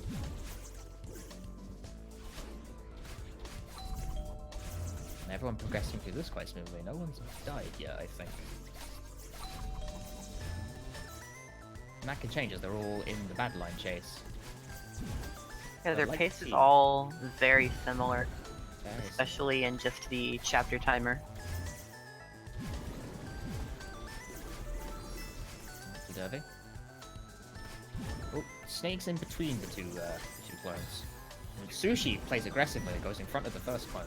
Slightest difference there. If you're not very certain you're going to hit that particular, like, clone cycle, you will die. And it is a long screen, so it is not a nice death. But Sushi has aggressively gone for that twice now, and he's gotten it. And all players now on the outside of the very evenly matched right now. Fladervy even slightly ahead. Yeah, Fladervy is actually winning currently. Holy moly. This pace is... This pace is pace. That's what it is. Vlad's definitely fired up from last round. Look I at those believe. ultras. Oh my He gets the god. corner boost. This is mental. That's 147. That's good. That's very good. That's a tight time. Is TGH and Sushi getting 155, I think? I think TGH might be 156, I'm not sure. Well, Fladervy takes the lead. Going into Celestial Resort. And a slight bit of difficulty there with the bunny hops, I noticed. But just slight. Doesn't matter.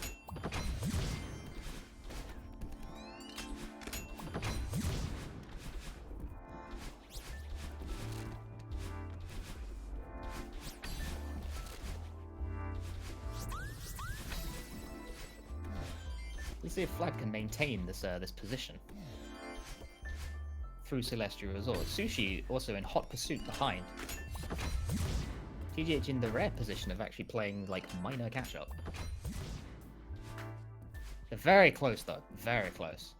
TGH's movement is like very something. He's also extremely consistent as we've seen. So just like with the last race, a single error from anyone can totally swing it. Yeah, Flad, the RTA lead, even with the Brazilian loading times, as I'm now calling it. That sounds harsh, but he does have, he has really bad loads. There's a reason he plays games with ITT.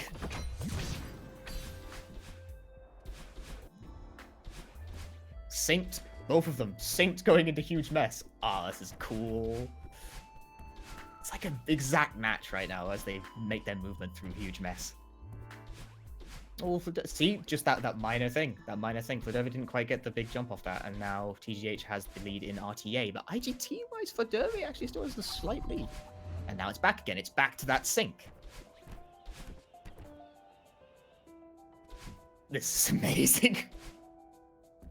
It's like a... it's like a mirror, dude. These are different players? I mean, I've never seen them in the same room. Actually, no, I have. That's a lie. I lied. I'm sorry, chat. Still, they're synced. They're still keeping it. It's crazy. Msushi himself barely a screen behind, even. Does they hit that spicy cycle? Oh, Fladervy takes a safer cycle there. A little bit of a safe. Maybe he wasn't confident in that? Maybe he bonked a bit. I cannot divine the reason. Nevertheless, it seems like Fladervy still has a very slight IGT advantage here. Very slight. The TGH looking to gain ground in lots of little ways as the stage progresses. There's things that I want to call that I'm too worried to because I feel like Resort is just so likely to commentators curse me, but this is definitely looking pretty good from all runners involved.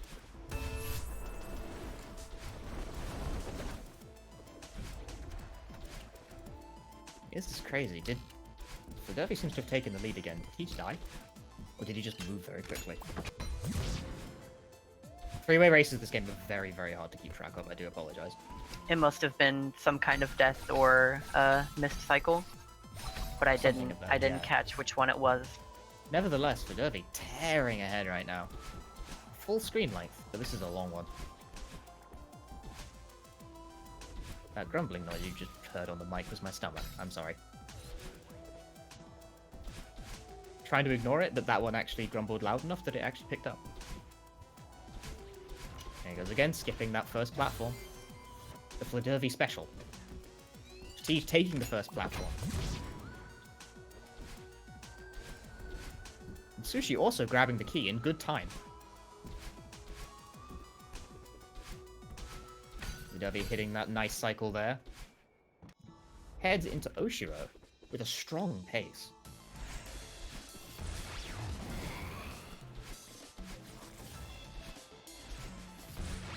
Ooh, TGH stuff. Wow, that's an unconventional one as well. Oh, accidentally getting the wall kick there, but recovers smoothly there. But again, Fladervy taking the time to establish more of a lead.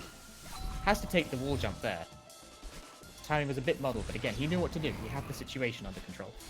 Yeah, he could tell that he accidentally set up Oshiro in the wrong spot, and if he had gone down, he was gonna run right into his line of fire, which it shows the little lightning bolt speeding right past the screen here. This is definitely gonna be a good resort time from him. Yeah, no, this is the final screen of Resort. Way big jumps. Give it big licks, lad. 440 from Fladervy. Damn. That's hot.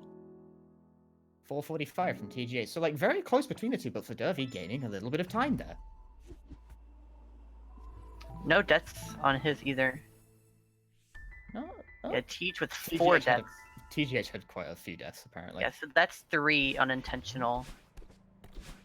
And Sushi 1 unintentional.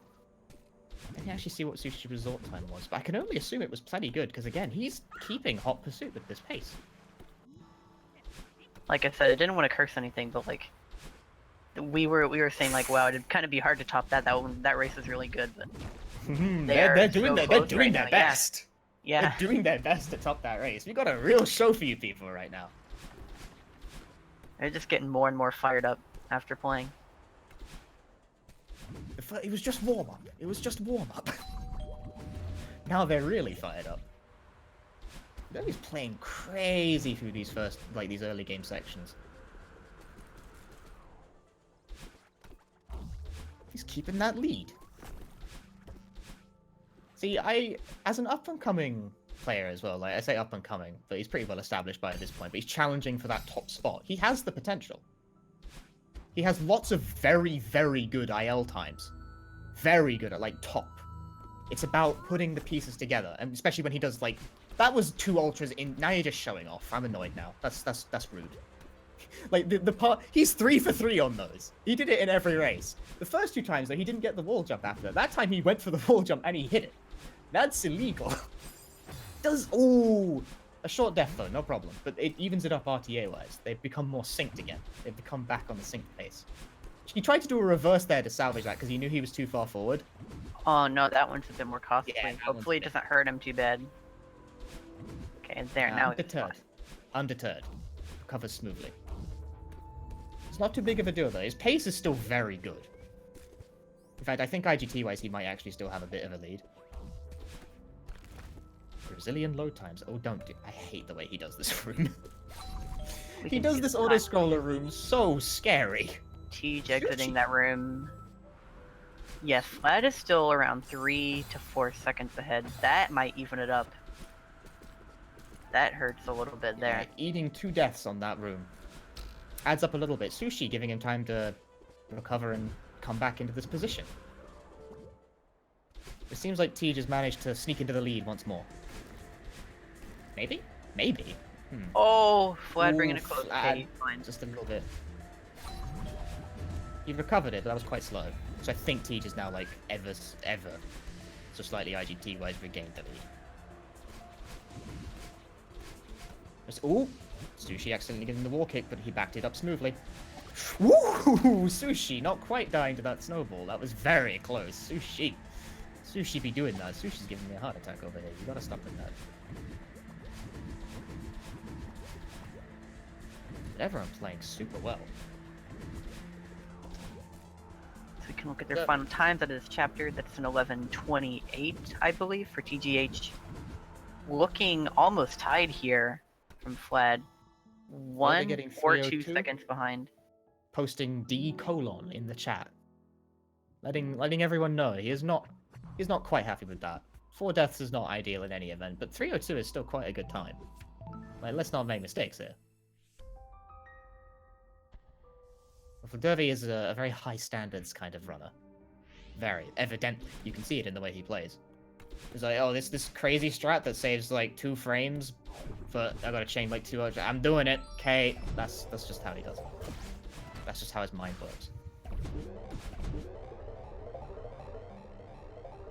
It's like risk is not a thing. There is only video games. Sushi's been playing out of his mind this set though. Wow! Sushi That going for cycle, dash. oh my gosh. That is I a think- really tight cycle. Neither Tej and Fladervy don't do that. That's a Sushi thing. I also didn't think that was possible for the longest time, so that's new. That's tight. That's a super tight cycle. Whew. Barely not getting that corner bridge for Sushi. Very close. I didn't see Fladervy did bubble skip. Chat, inform me, did Fladervy do bubble skip? Is he 3 for 3? He's 3 for 3. He is 3 for 3 on double bubble skip. That is a Flad thing. There are Sushi things like that cycle. There are Flad things like double bubble skip. He's 3 for 3 on that, which is crazy because that's like super hard. But he must have practiced that so much. It's like dang. Yeah, getting consistent at that is crazy difficult. The setup is like stupidly precise. Can't expect anything less from him at this point. In all the speed games I've known him to play, he has been shown to be the sort who will get very good at the sort of things that we can kind of brush off as not worth it. He just does it. That's his thing. He has a known track record with that, and Celeste is no different. Is Fladervy also a top, like I said, Freedom Planet runner, but he's also the world record holder in Plague Knight, in the Shovel Knight game. He has quite an impressive, like, record with this sort of thing. A very talented player overall.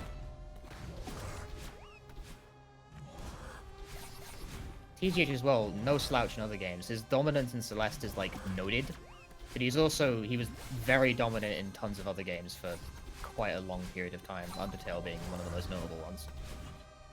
But also like Die and Fez and just it's a real like all-star. It's a who's who of who's anyone in this race right now. Everyone who is good at video games. Actually, all players thinking who about strike that, the very best.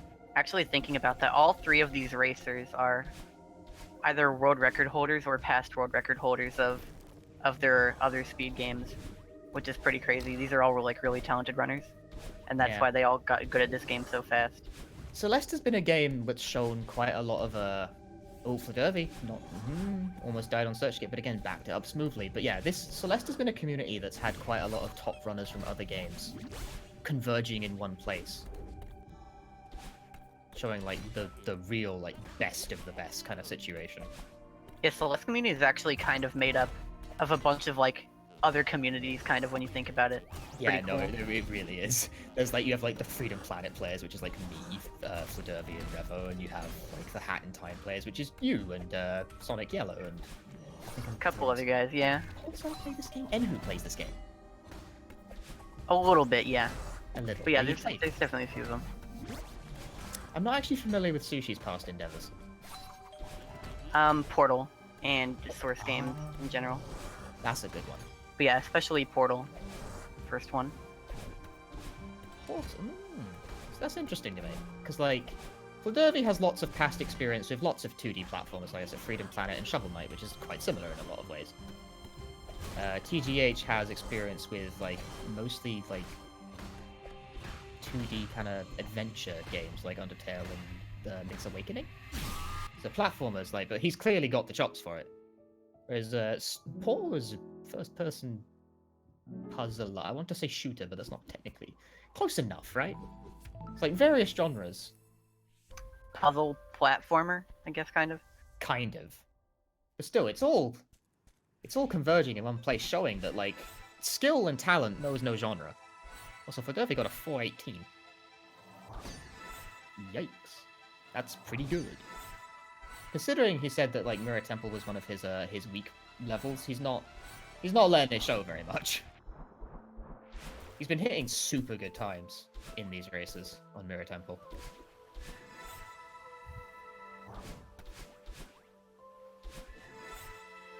What? Sushi's Mirror Temple? I didn't see. Dude, Sushi. Never mind then. Sushi got a 6 million minute year time. Okay, good. Fladervy doing the lake skip does it. He goes for the hard setup on that. See, TGH takes a moment to set up lake skip by like positioning himself against the wall and the background. Fladervy just does it. He doesn't set it up. He just does it. And Fladervy, yeah, like it must be observed, by the way, that despite the real-time discrepancy right now, Fladervy's IGT is very good. Like Brazilian loading strikes again, but his IGT is like on all kinds of point at the moment. He's keeping pace. It may not look like it, but he's actually quite close, still.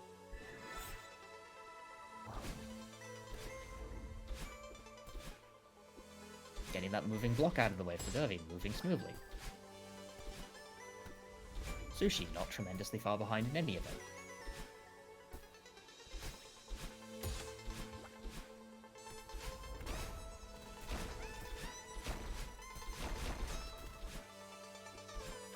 Oh, Fladervy not quite getting the hyper dash over there.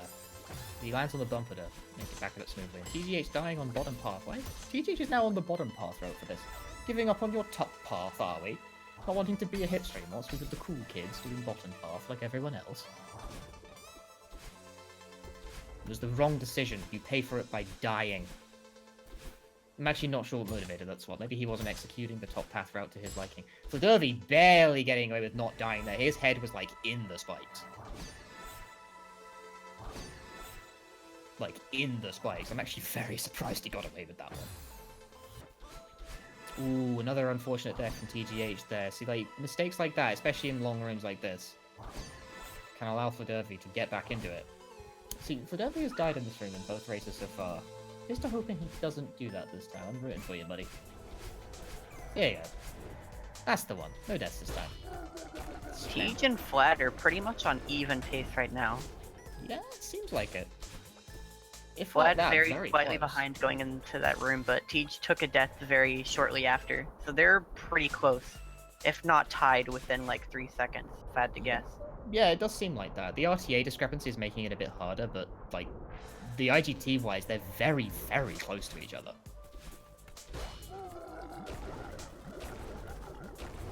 Derby fast falling through the little gap in the spikes there.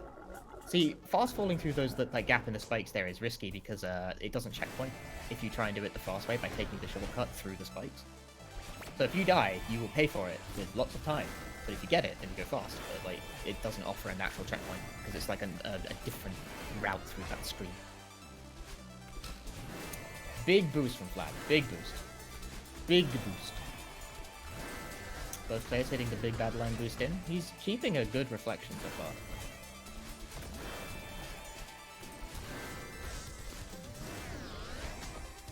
Msushi as well. Hot pursuit just behind. Coming into the bad line section now, just about to do the big bad line boost. See how Msushi do it. Clean, all three players clean through that. It's important to note as well with bad line boost, if you skip the cutscene wrong, the game, well, it won't soft lock, but you get stuck in the floor and you need to die to like fix it. Because it's a similar principle to the cutscene glitch from Old Site, where if you skip a cutscene while at a different like elevation y-axis position, it saves where you are. So if you do it while you're below, it'll get you stuck in the floor. If you do it while you're above, everything's fine. Derby has hit like the chained backwards ultra every run, but hasn't actually managed to connect with Padaline at the very end of it on 3 consecutive runs, which is really been flying through it. Been flying through it so fast, he just goes straight past Padaline like whoosh. It's such a good strat. You gotta actually hit. Woo! Skirting with death there, barely not touching the laser beam. Can't do this to me, dude. But otherwise, all of them looking very clean.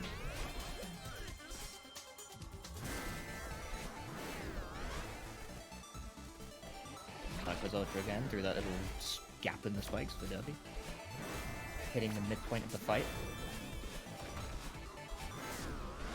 There's TG a little ahead RTA, but IGT-wise, it seems to be very neck and neck.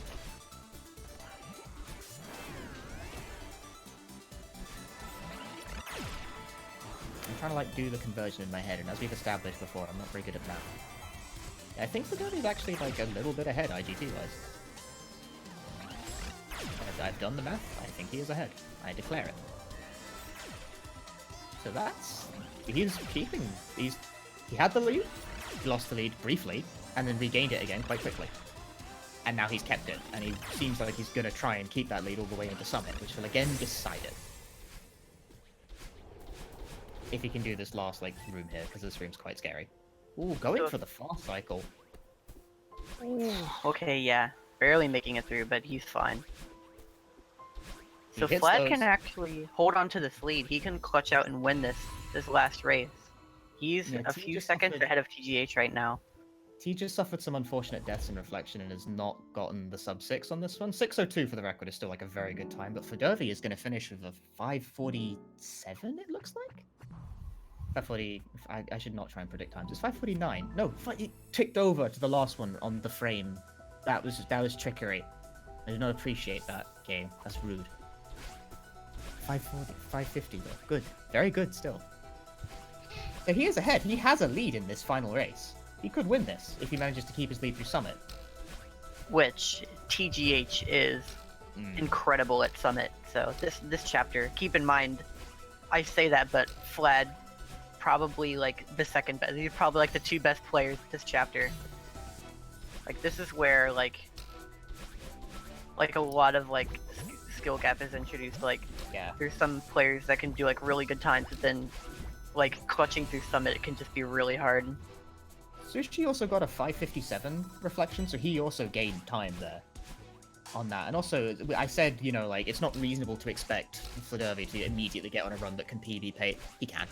He's on that pace. He's definitely on that pace. I said it's not reasonable to expect that, and then he does it anyway, thereby making me immediately wrong.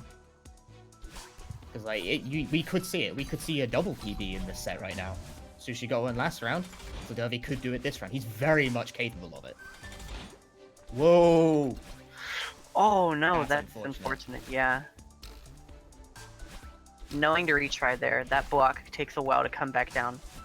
No, that's a lot of time lost. Come on. Alright, making it through finally. That could be pretty bad. Yeah, that was quite a lot of time spent on that room. Not out of it. Not out of it. But I think he squandered the lead. I think that is the lead over TGH. Just about. Like I said, big mistakes and that, especially not getting your dash back, that hurts. Mistakes in Summit can change the face of it. Like I said, Summit tends to decide, especially when everyone's this evenly matched, and Summit is like a third of the run, so... That happens. It definitely happens. Nevertheless, the pace he's on, the pace everyone's on actually, is still very much good.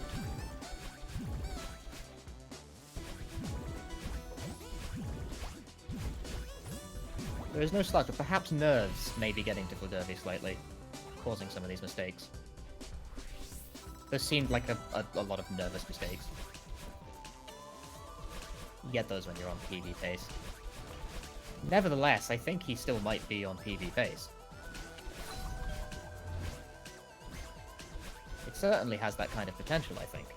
We'll be able to tell whenever he gets closer to the end, like at the 3,000 meter segment.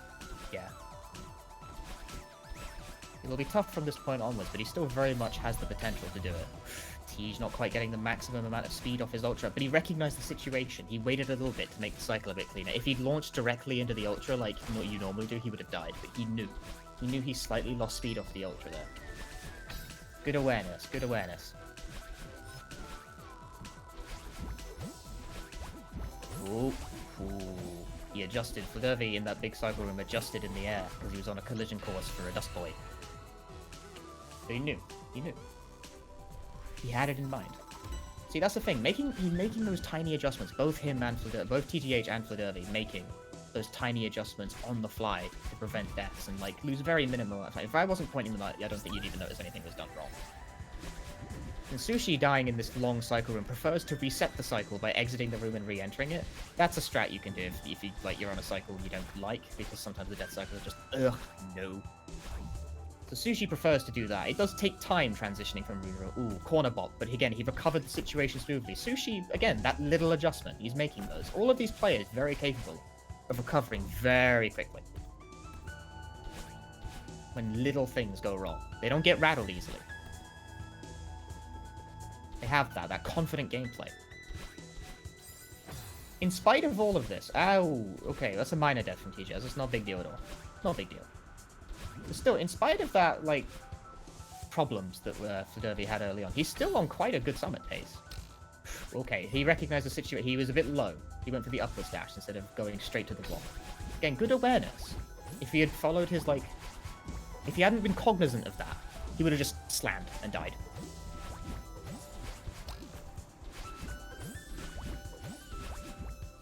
So clearly, he's thinking. But obviously, you don't want to overthink. If you overthink, you choke. But you have to keep on top of things in Celeste. If a little thing goes wrong, there's something you can do. Fladervy hitting that little corner boost there to hit the block a tiny bit sooner, that's quite advanced.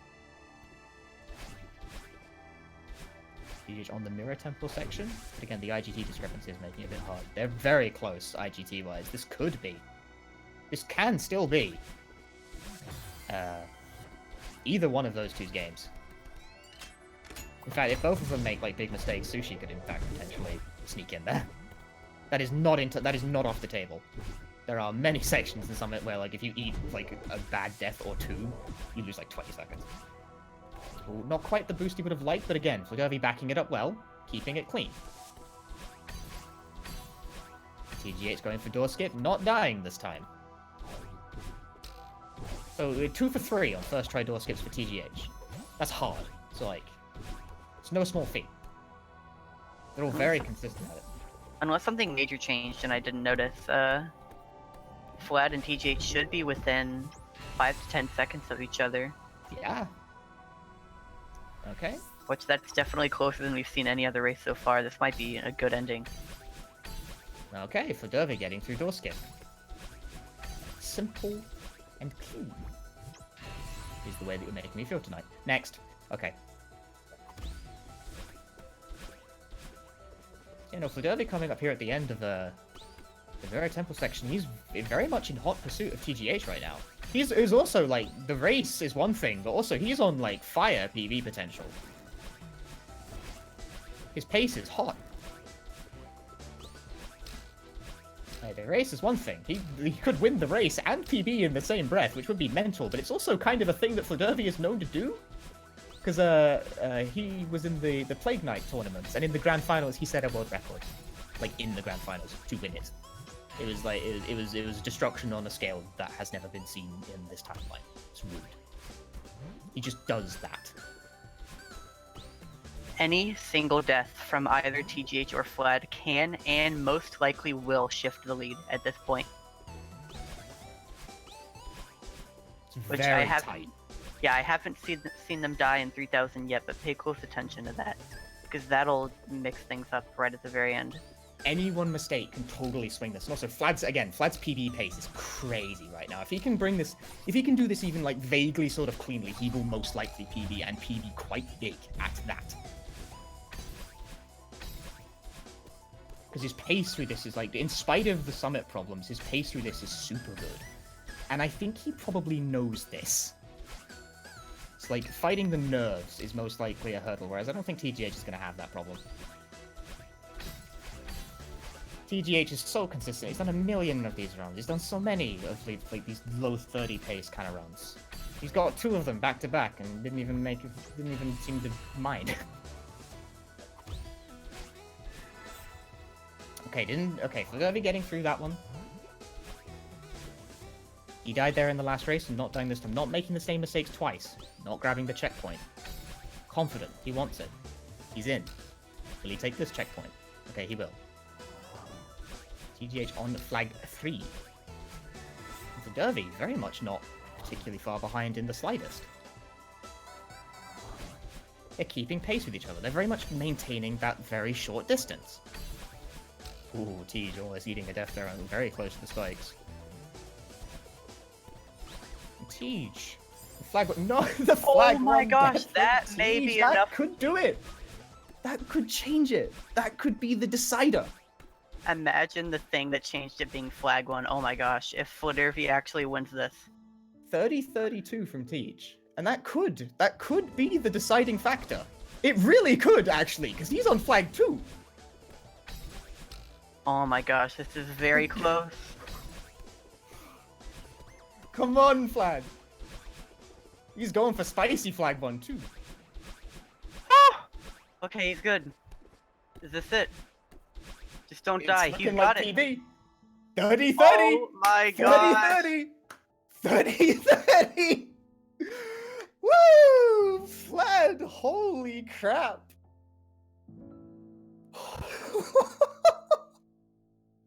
He wanted the PB so bad. And he was like, nah, I'm getting it. Won the race. PB'd like a lot. That's like a 19-second PB for him. That's big. And wins the race. The double PB in the showcase. This has been fantastic. Actually, hang on. I've not been paying much attention to this, but Sushi's run is also quite good.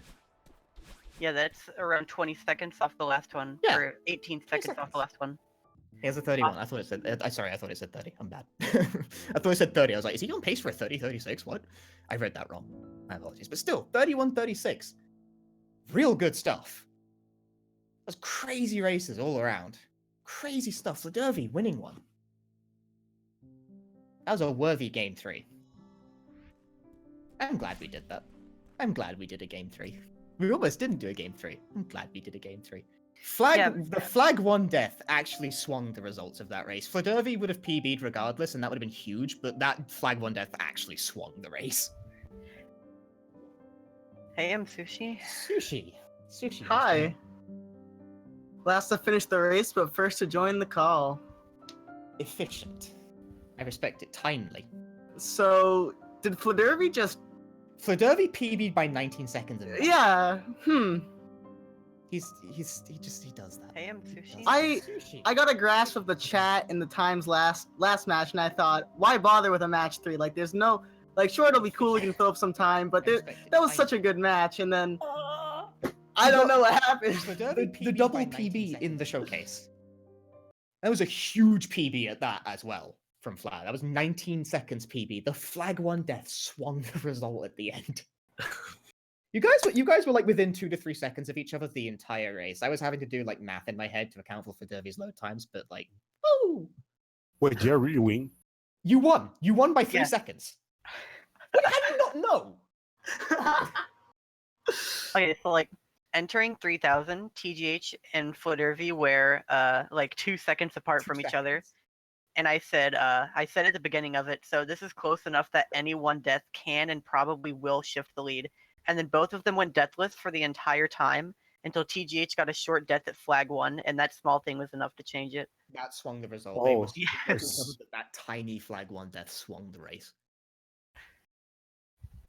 Yeah, dude, So- GG. That was fantastic. That was amazing. That was a brilliant showcase. Brilliant.